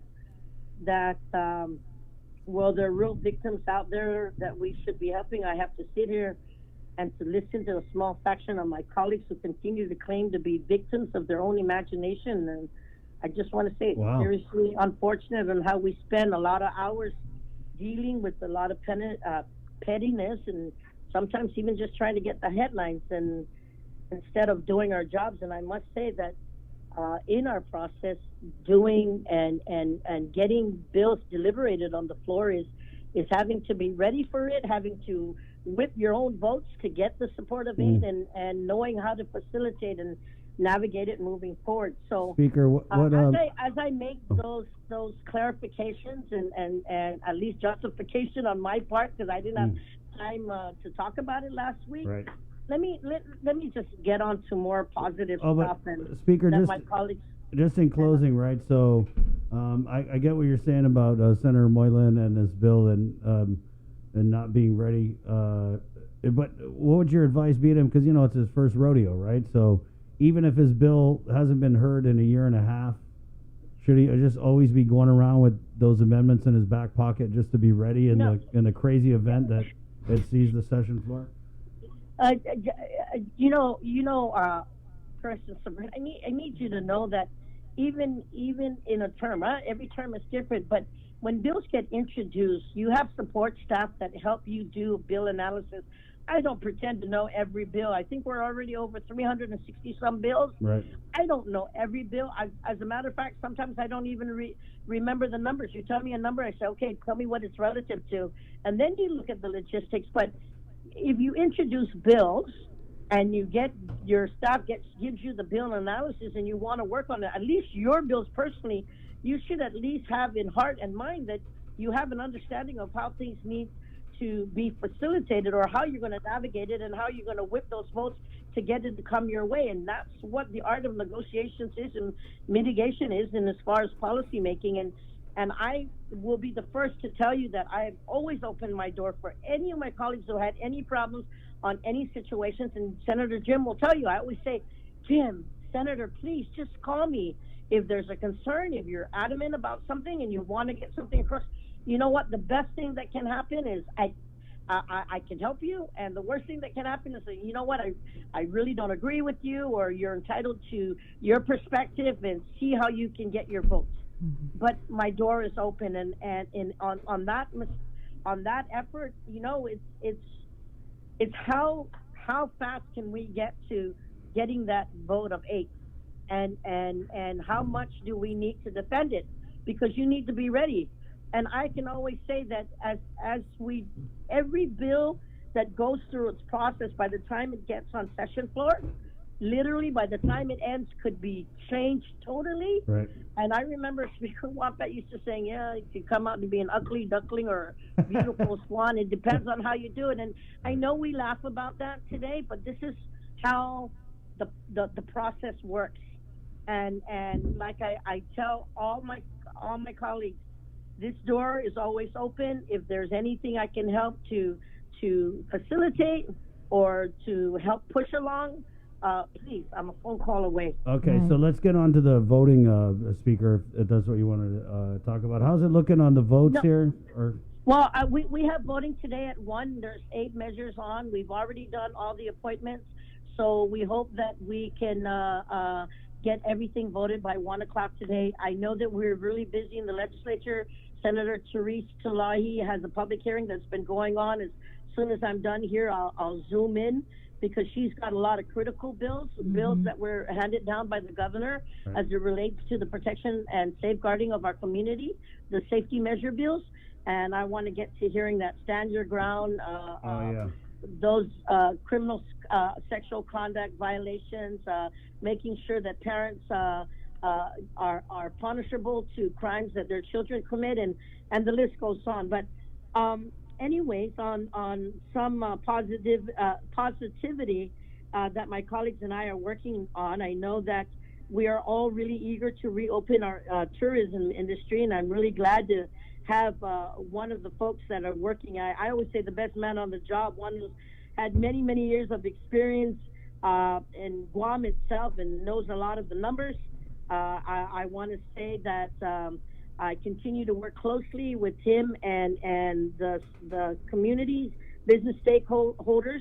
I want to say that I've been doing research, and from what I understand from our source markets with Japan, Taiwan, Korea, regardless of where you're coming from, they are also requiring a mandatory 14-day quarantine upon return. And many of our visitors spend a few days here, and if they can't go back to work, this may be one of the deterrents from them coming to our island, and it will prevent them from visiting us. And I had a preliminary meeting with the Guam's newest Japanese Consul General, Consul General Toshiaki, and presented to him a plan that I've been working on with my colleagues. It's called the Guam Healthy Entry and Departure Program. It's a draft bill.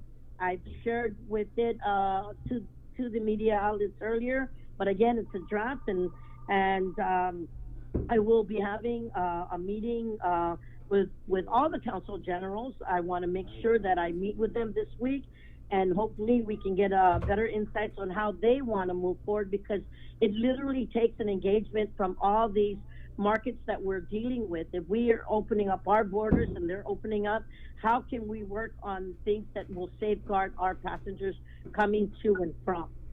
And I did meet with the business community. I want to share with you, we had a meeting, I want to say 2 weeks ago, and a lot of the business stakeholders were opposed to the idea of testing. They say that testing will be a deterrent for tourists to come to Guam, and however, given that their home countries will not be allowing them to come back home without them getting quarantined, I am grateful that Senator Pito Terlahi and Senator Clint Regel has worked closely with me to come up with this compromise measure. And Patty, Chris and Sabrina, I want to say that working with regional partners, working with the Consul Generals that are here representing their different countries, and just bringing everybody to the same table like I always do, I think that we can hope to find better clarity, but more importantly, amenable resolutions so we can move forward with our draft efforts of what Senator Pito Terlahi and Senator Clint and I have worked on about testing. I also want to expand on that, Chris and Sabrina, about even taking care of our children. And as we look at school opening up within the next month and a half, I know my staff keeps saying that they too are overwhelmed, but we have to safeguard everybody, and our children are very important. And how can we do that? And I think testing is still very important. I've been fighting this for months. I know that the governor has really taken the opportunity to loosen up and work on some of the testing sites, opening testings within, working closely with the village mayors, and I'm really happy that they've stepped up, and the mayors always step up to the plate, and testing is crucial to getting our island open so that visitors can come and visit. So that's another aspect that I'm working on. And then I still want to tell you that I have a couple of issues working on the federal perspective, and I've had many constituents call me regarding two issues. One, regarding cockfighting and reopening the war claims filing period. And I want to share with you that just this week in California, I'd like to say that they followed my footsteps and passed local legislation to compensate the African Americans for the atrocities that they suffered. And as you guys may be aware, America as a whole is now taking a new approach to correcting the wrongs from ages ago. And given that reopening the war claims filing period will take an act of Congress, I want to share with you and to our residents that I have collected almost 800 signatures for the war claims petition, and this petition was put out since the survivors started to receive their checks, and a lot of the survivors or their descendants have signed this petition to revisit reopening this war claims for those who still have not gotten it in our life today. And I want to share with you that I will definitely be transmitting that to our congressman. And I want to say that I'm hopeful and I'm praying that he will jump on the bandwagon and do right by our sinus and take the time to revisit this. Sabrina and Chris, I'm still getting calls even off island in reference to the concerns. Our office is still taking in constituent concerns, directing them on where they need to go, following up for those that have been processed here and still haven't received it. Believe it or not, we still get those calls. Right. So, I saw some on Facebook, Speaker. yes. And please, if you need to direct them my way so that I can at least help facilitate them through the federal process if they didn't get theirs here. Well, I again have to thank the administration for working closely with us and making sure that over 1,000 recipients received their war claims. And you know what? Just 75 years and finally receiving just a little of what I think money can never repay what they've gone through, and as far as the atrocities, but I always say that forgiveness wipes away the tears and we shall never forget. But this was just something very little that our people here, our policymakers, could do to help our sinus. And moving on, now having gotten a lot of calls from our cockfighting community out there. Good. I want you to know that the cockfighters continue to tell me that it's unfortunate that the congressman has refused to meet with them. And while I do have about 1,000 some signatures on a petition to help their efforts on what even Puerto Rico has done for their residents, I hate saying this, but I don't think he's receptive to this one. But I want you to know that I've been working closely with other territorial representatives to see what we can do to move this effort forward. I've shared with you, I've got over 1,000 signatures and they continue to come in. Speaker. And I've also spoken to our brothers and sisters in the Marianas, and they too want to work closely with us and to either do a dual resolution, and their agreement with Uncle Sam has been more promising for them to keep cockfighting alive in the Marianas, and I'm just wanting to see how we can jump onto the bandwagon with them and seeing how they can work not just Guam and the Marianas, but all the territories that have been affected like this. So. Sounds like you might have to run for Congress. Speaker, when you say you're working with the other territories' delegates, can you tell us which territories and what their, obviously if you're working with them, their stance is that they want to. Yeah, the local. They want to senators- push for cockfighting to be allowed in the territories. Yes, we've been working with the local senators. I've also talked to the Senate president in Saipan, and they've shared with me that, and Congressman Khalili, I've also shared with him our perspective and how we can move forward on helping our cockfighting community here. And I didn't realize how large the community was. I don't cockfight. I know some relatives who do, but I didn't realize that they take it as passionately, and this has been ingrained in their traditions. And all they keep saying to me is, you know what, we need to see if you can continue to hear us, hear our pleas, and work with what we can do. Right. And it's how multi-generations have come together, and we're talking about 3 generations still cockfighting, and I didn't realize it until I started going to they had a couple of meetings. Dr. Ruwaka had a couple of informational briefings to bring people together, and it hasn't stopped. So, you know, the only thing that stopped us for a period of time was the COVID. But again, there was a call recently from the cockfighting community to see how we can do about moving their efforts forward, and they've turned in over 1,000 names. So I cannot set that aside, Sabrina and Chris, without at least trying.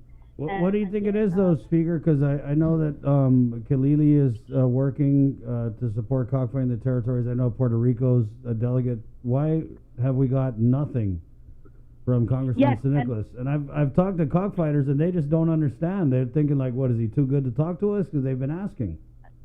And again, Chris and Sabrina, I can't speak for him. I can only speak for myself in saying that I need to help them move this effort.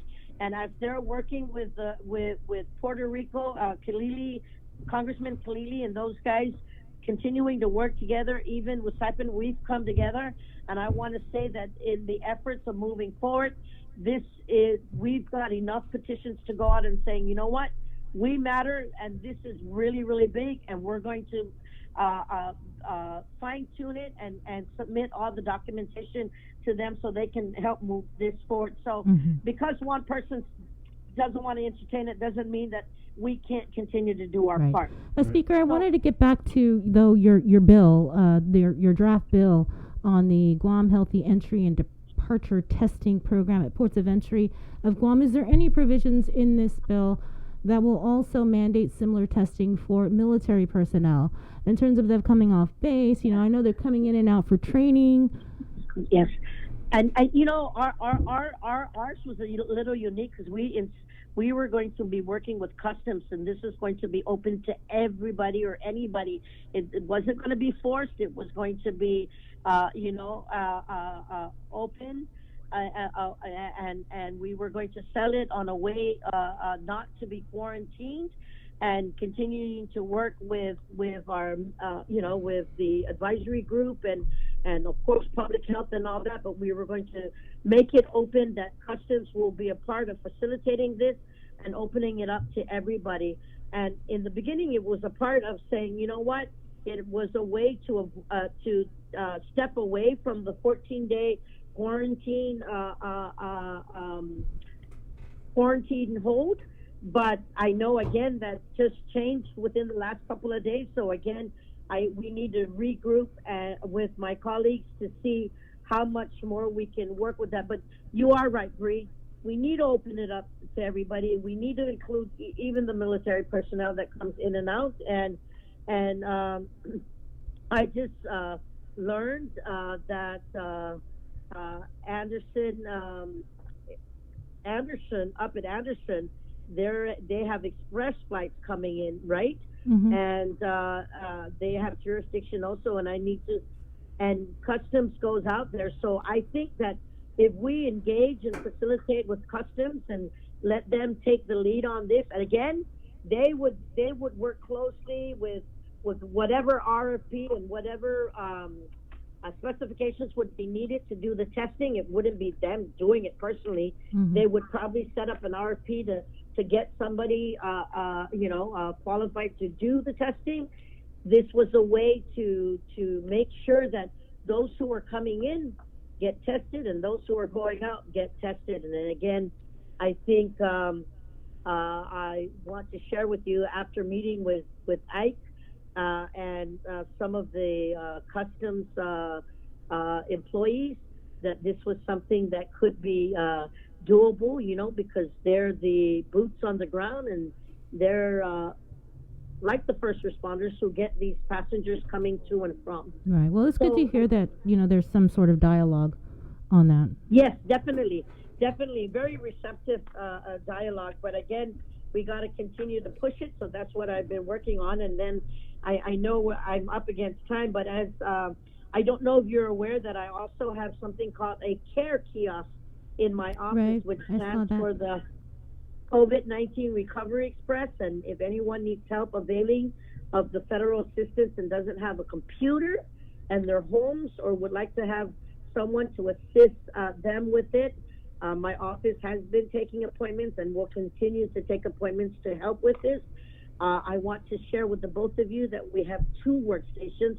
When I opened the kiosk last week, it was 1, but because of the high demand, we picked up, we opened another workstation, and I have a staffer, I have a couple of staff members helping out, and I want to apologize to those in advance, because we literally have been processing close to 16 appointments a day. We were trying to do it 1 every hour, but I need you to know that the process to work on something like this, based on the questions that need to be answered, some can take as little as 40 minutes and others over an hour. So I want to apologize in advance to those who haven't been able to make. I know that GCC and Department of Labor have been doing their part, and I know that they're overwhelmed and inundated, and that's why I said, let me see what we can do. And again, I have to thank my staff, because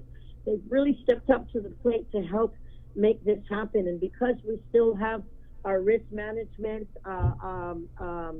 memorandum in place as it relates to COVID-19, we're doing it by appointment only, and, Right. and we're working it in. Speaker, the fact that you had to step up and do your part to help get these applications for people to apply, I mean, what does that say about the Department of Labor? No, it's just, you know what, Bree? Yeah. We've never had unemployment before. This is a first-time program. I must give them credit. Nobody had any idea of where to go, how to start, what to do, and Department of Labor continues to go. We had been working with the Treasury, the White House, in getting guidance on this, and our first take was Guam wasn't going to be included because we never had an unemployment insurance program for the government. Never had that program, and because of that, they took great strides in including our island. And I have to say this, that I must thank the White House, the Trump administration's folks, for taking the time to listen to Guam and working with the Department of Labor, because it has been brutal, crucial, and everything we do. And even at that, is Guam willing to accept the unemployment insurance program after this program is over, as we continue, just in case another pandemic happens or another crisis, an Asian downturn or something to that effect? I don't know. Is Guam business stakeholders willing to accept unemployment insurance? We don't know.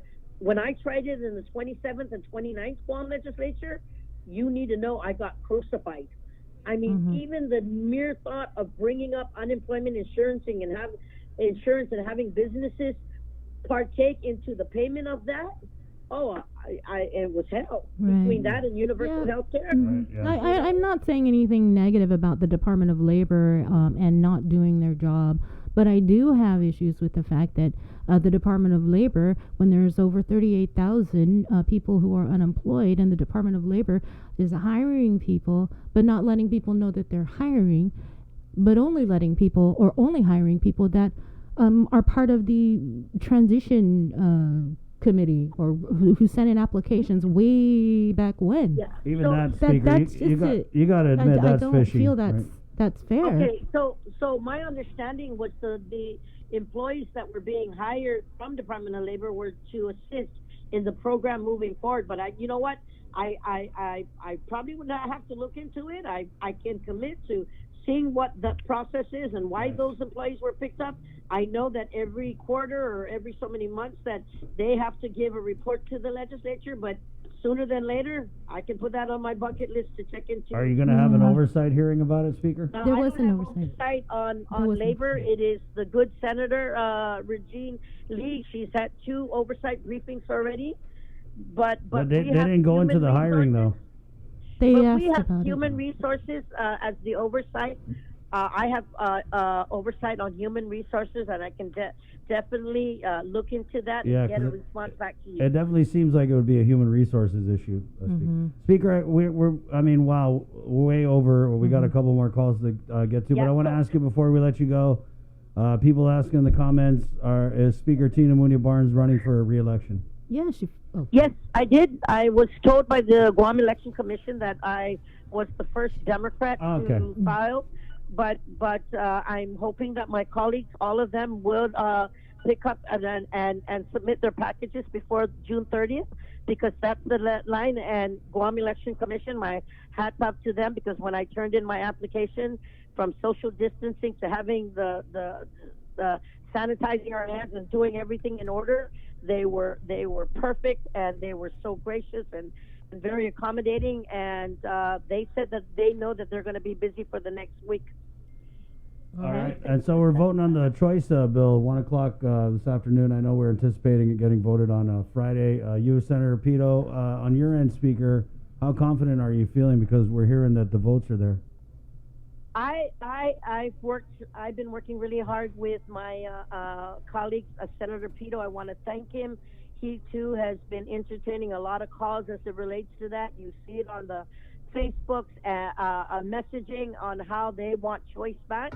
So again, the magic number is 8, and I was told that number was there, but we just need to reaffirm and ask our colleagues to please support this effort.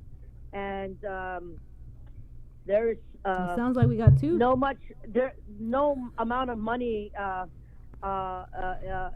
is allotted for one to save a life, and if one says that they should be given that choice, let's give it a shot. And I've always said this to everyone out there: what may have been bad back then may be good today. What may have been good back then may not be good today, and that's why in every law, in every bill that becomes law, sometimes it needs to be updated, it needs to be repealed, it needs to be amended. So those things happen, and it changes with the time. So again, in our efforts of moving forward, we feel that based on the cries and the pleas of our community, that this was a way to make that change, and we hope to get the numbers today. I think we might have 8, but I also want to note to you again, going back to our petitions, that I want to ask our congressman to protect the cultural traditions of cockfighting. And if you know what, if you can call me, my number's here, and 477-2520. Right. Yeah, I don't know if it's the fighting cocks he's concerned about, though, Speaker. No, you know what? Cockfighting, war claims, and a lot of the federal issues that are out there. You know, one other way you can resolve this, Speaker, is you could run. Maybe you should run. Yeah. Bree and no. Thank you, Speaker. Thank you. All I right. know I took a lot of your time, but I just cool. want to give a briefing update, and my office is always open. Again, I share my number, 477-2520, and thank you for giving me the time every Monday to catch up with you. Got it. We'll see you next Monday. Thank you, Speaker. Wash your hands. 9:44. All right. Session 1 o'clock this afternoon. Let's keep it on the phones here. Tess Archangel from Public Health. You know, they call her the speaker because she just won't stop speaking. She had a lot of information to give out. Tess, good morning. Are you there, Tess? Tess? Hold on, I'm Oh. reaching the mic. I'll call you back. I'll call Okay. you back, Janet, okay? Hello? Hi, Tess. Hi. Good morning. Good morning. Yes. Oh, can you pick up the phone, please, Tess? Okay, can you hear me? I can kind of hear you. It sounds a little echoey. Oh. Okay. All right, There. that's All right, it. That's okay. all right. Right on. You're the Sorry, best. I was on another line. Okay. Well, first of all, happy Philippine Independence Day. Oh, thank you. You got it. And I guess we'll just start. What is the status? I know that the deadline to apply for the Programa de Zudan Salapi, Tautods, and Ibanelas Doggers and Shrimp Patty was on Friday. But you guys are allowing people extra time to get the documents together. Can you kind of explain that, Tess? And also, was there like a last-minute rush for people to get in ahead of this deadline? Oh, okay. So the deadline for submission of the application was last Friday. But most of the applications are incomplete.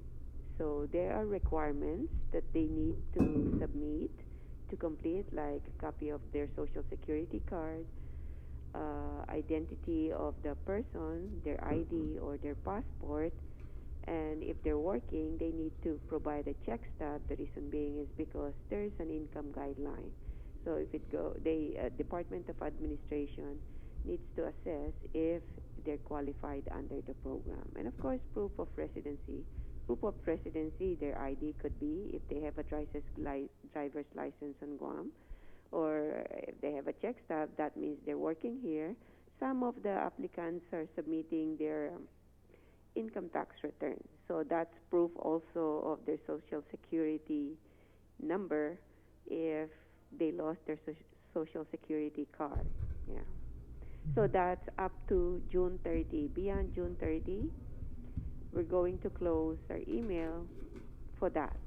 We're no longer going to accept any of the supporting documents. That's the deadline.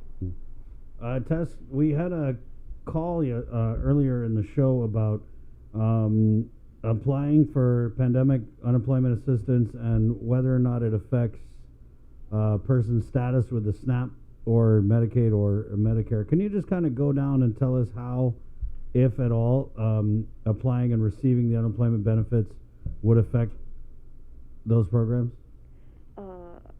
Unfortunately, with the SNAP program, with the other programs like Medicaid, CCDF, or TANF, it will not be affected. But the SNAP program asks for guidance with FNS or Food Nutrition Service.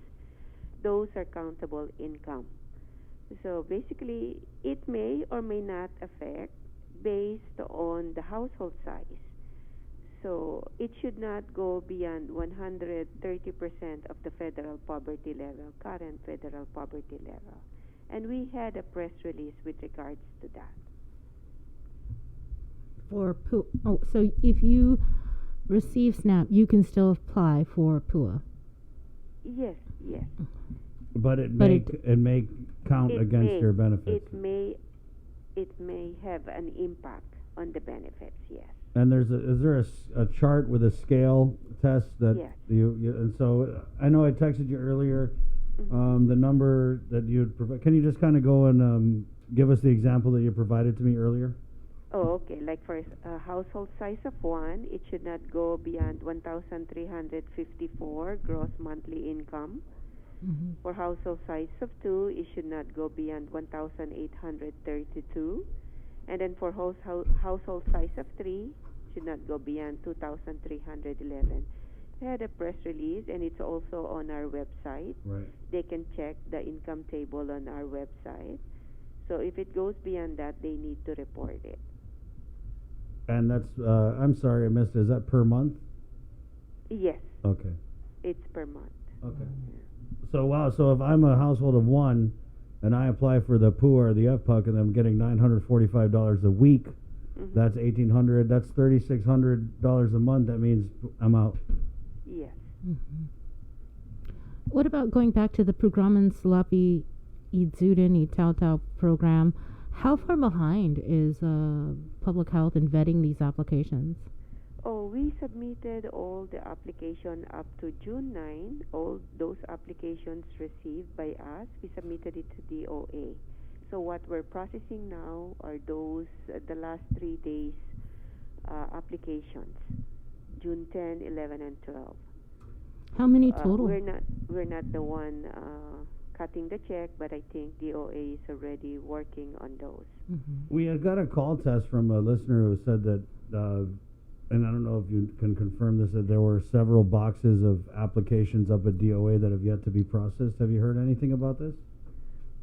They are actually have a system, so they're logging them in because they need to make sure that there's no duplicate checks issued to one applicant.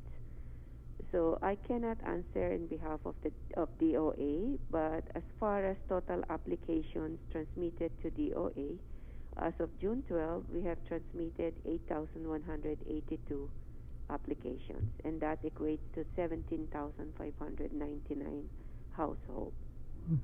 Those 8,000 are those are new applicants. Those aren't people that are currently part of the SNAP program. Not necessarily. There are some. We check those applications if they are under our program. That's the reason why we receive it first. Some of them are. Some of them are not. But that's majority of them are not under the SNAP program. Okay, but that again is the total, both SNAP and not Yes. currently in SNAP. Yes. Oh, that's a lot. Can you give us any update on the, I remember we had spoke with you, I want to say a couple weeks ago about the CARES Act funding and the community block grants for the daycares. Yeah. Has there been any update on that? We have not used that because currently ACF allowed us to use our current funding. So because we still our funding is for 2 years, so and we still have a lot of funding for the regular block grant, and that's what we're utilizing at the moment. I think maybe what you're trying to ask is there was this other funding as part of that grant that in CARES Act funding that was supposed to go to daycares, like to get PPEs, sanitization type of stuff, and I guess it's like sort of like a grant. Right.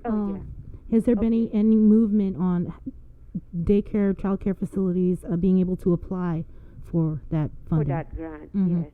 The document is still under review by AG's office. We submitted it to them. We just had our staff had a conference call with them last week to discuss the procedure. Most of the things that they discuss are the guidelines and the regulations. So they're working on it. But at the moment, we do pay our providers based on their enrollment. We still pay them continuously. It's just that that particular grant, it's still under AG's office. And so what did you guys send over there, Tess? Was it just like the mechanism for how people can apply for the grant and receive the funding? And the calculation on how we're going to pay them. Right. What do you know of the timeline over there at the AG's office? No, I cannot answer that in behalf of AG's office. Can this grant funding also be used for like adult daycare facilities? Oh no, it's only for child care. Okay, child care. Yes. Okay. All right. All right. So I know we're doing some reopenings this week. Are you involved at all with the daycares and the guidance and went out for movie theaters and stuff?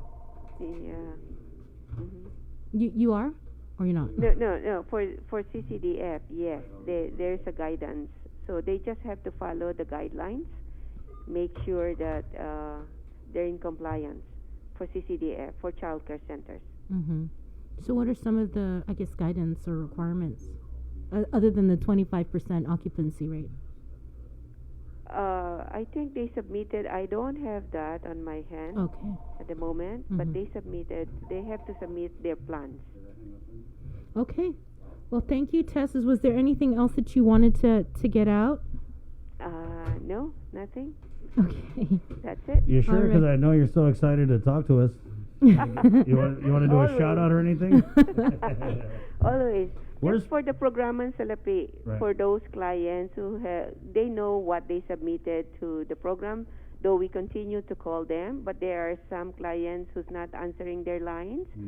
So maybe you can announce to them to submit the documents necessary in order for their applications to be processed, and that's copy of social security card, their ID, check stub, or statement that they were laid off if they are, so that Department of Administration can complete the review and issue their checks. All right. All All right. right, Tess, thank you so much. Yes. Thank you. Okay. You have a good day, okay? All right. Thank Wash you. your hands. Okay. Okay, bye. Tess Archangel, of course, from Public Health 955. We'll take a short break, and we're going to come back and end this show on a good note. Okay? It's the KUM News Takeover, Guam's favorite containing COVID. Good morning. Keeping you informed, KUAM News brings you Banking 671, brought to you by the Bank of Guam, the People's Bank, and Coast 360 Federal Credit Union. Together, we thrive. KUAM News COVID-19 Takeover on I-94 FM is presented locally by Ambrose Inc. GU Self Storage, conveniently located near the Harmon McDonald's. We offer affordable rates, online payments, and auto bill pay for your convenience. Plus gate access daily from 6 a.m. to 9 p.m. Call us today at 648-7867 for more information. With the new challenges we're all facing, First Hawaiian Bank wants to make sure you have access to your financial world. With FHB Online and our mobile app, we hope to make banking the least of your worries. Visit fhb.com/digital.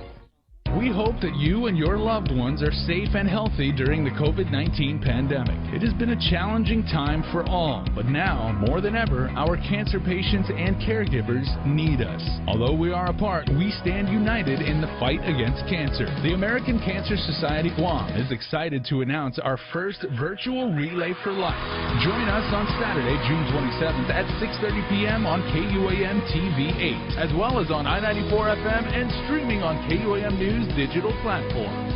Cancer does not stop, and neither can we. On June 27th, let's celebrate together and fight cancer. Visit relayforlife.org/GuamGU to find out how you can participate in the 2020 virtual Relay for Life Guam.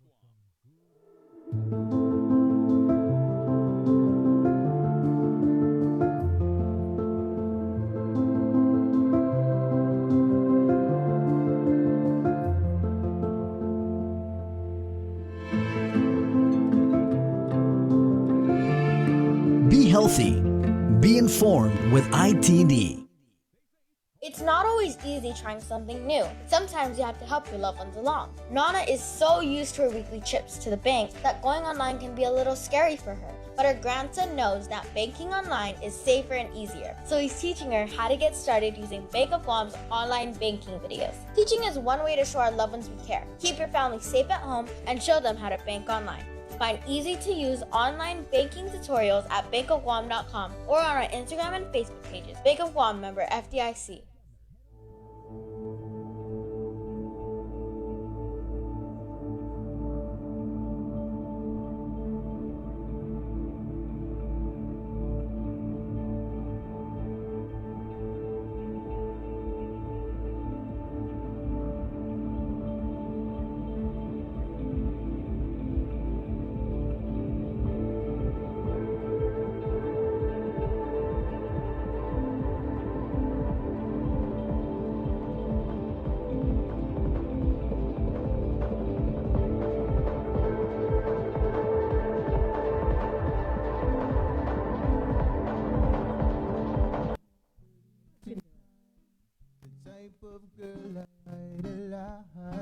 Hey, good morning.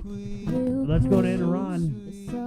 Chris and Christy right now will make me say. You make me say ooh.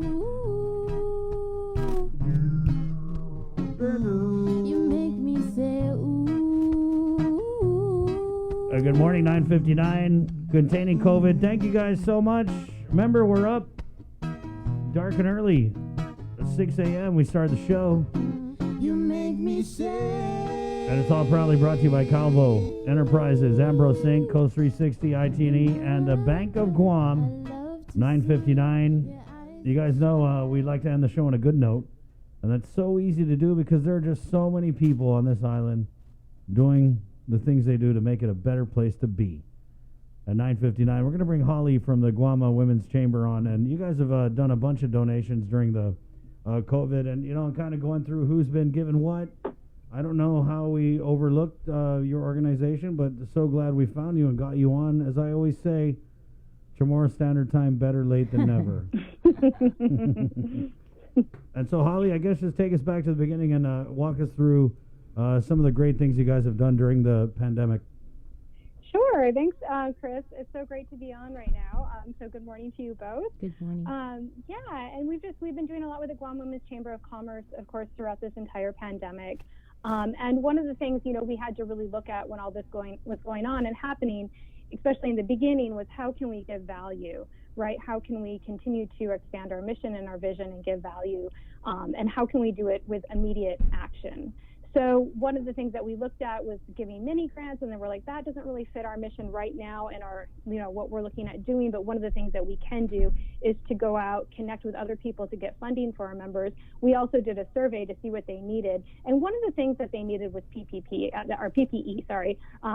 personal protective equipment, right? And especially looking at when it was all going down in the very beginning, as far as our medical providers really needed that, and our members didn't too. Right, so we really needed to protect our island entirely to get our business open. We need a healthy community, but also we knew that with upcoming businesses opening, this was before PCOR too, that people would need the PPE to actually have their businesses function. Right, masks were going to be required. We saw that coming out. We saw the sanitary equipment that needed to be required. So we really wanted to say, how can we help so businesses can open and be prepared? So what we did was we did a donation. We ordered KN95 masks, and we donated those to GMH, GRMC, and FHP. And then we also ordered cloth masks for our members. So we ordered 800 K95 masks and 300 cloth masks for our members to really be able to offer that out and just to be able to promote safety on Guam, so our economy and our community could really open. So that was one of the main drivers that we did in the beginning. And of course, throughout this time, we've been holding virtual meetings. We've been having a lot of those. We actually have something coming up this Friday that might be of interest to people, and this is in partnership with the Rural Development Department of Agriculture and the Guam Chamber of Commerce. And that's a town hall on the National Rural Lenders Association. So they basically have $1 billion that is set aside for loan guarantees for rural business and egg producers. So this Friday at June 19th at 9 a.m., we're going to ask them how we can tap into that as an island.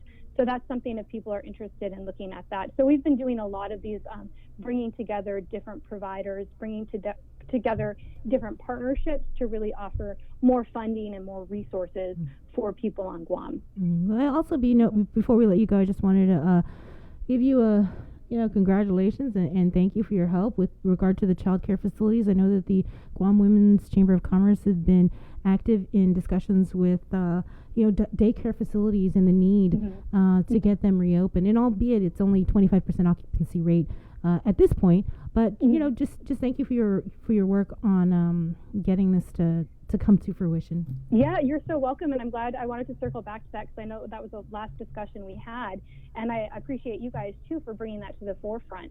And I just appreciate the Guam Child Care Association for being very, just prepared, and they met with the physicians group, and they were able to really come to an agreement on how to open child care on Guam. So that happens today, at 25%, like you said. So I know that they, the business owners are super excited about it. The parents are really excited, that really need to get back to work, or even if they're working from home, they need to concentrate on their work, So it's just a total 360 on how amazing this is going to be for our island to really help people. And just the kids are excited too, right? So there's definitely stipulations, there's guidelines, there's safety.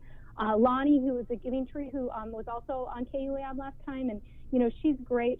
She actually gave I think a Zoom session with her parents just to talk with them and be like, this is how we're going to open. Do you guys have any questions? So they've been really active and just communicating with their customers and providing that safety and just that alignment that's needed to really have this be successful. So I really commend them for their activity and making this happen. Absolutely. Yeah. Well, again, thanks, Holly, for everything you guys have been doing. During, we just wanted to bring you on and recognize the good work that you've done, and we'll name you our COVID heroes for the day. Oh, thank you so much. We so appreciate it. And just another thing I wanted to throw out before we pop off real quick. I really do appreciate you guys. I mean, I have a wonderful team to work with and just the community, absolutely. I also just want to say we're a part of the Give Us a Moment movement. So on June 27th, we're definitely partnering with that as far as the Guam Island Pride Beautification event with GVB. And that's going to be really exciting, too. So I just encourage other people to come out, into our community to beautify it, do some paint, some cleanup, and just get prepared. So once we do have visitors coming back on island, we have, and we're just, for ourselves too, right? We want to look around and see the beauty and just be able to clean up and be a part of that. So, I mean, we live on a beautiful island, so let's just make it the best we can, right? Right. Got it. Thanks, Holly. Thank you, Holly. Thank you so much. Okay. Wash your hands. Bye. All right. All right, take care. Okay, bye. Okay. Hey, good job today, Sabrina. Good job, Chris. Good job, Jacob. Good job, Jake. Always a pleasure to have Jason Solis in here. Our talk time goes up about 38% when he's on the show. It's good. We like it. 10:05 or KUAM FM Agotni Guam. Thanks again to our sponsors: Cabo Enterprises, Ambrose Inc., IT&E, Coast 360, and the Bank of Guam. For Sabrina Solis, Matt Donani. Hey, I'm going to leave you with this one. Because we're doing the local music and. The first, how long have we been on the air? March. Yeah, it's a long time. 16, 17. I just been throwing stuff in there, but now that I'm kind of back to being used to running all this stuff here, kind of, I'm starting to find some of my favorite old local songs, and I have found this one from Dennis Nakamura and Bobby Alvarez. I'm pretty sure he's on those two guys.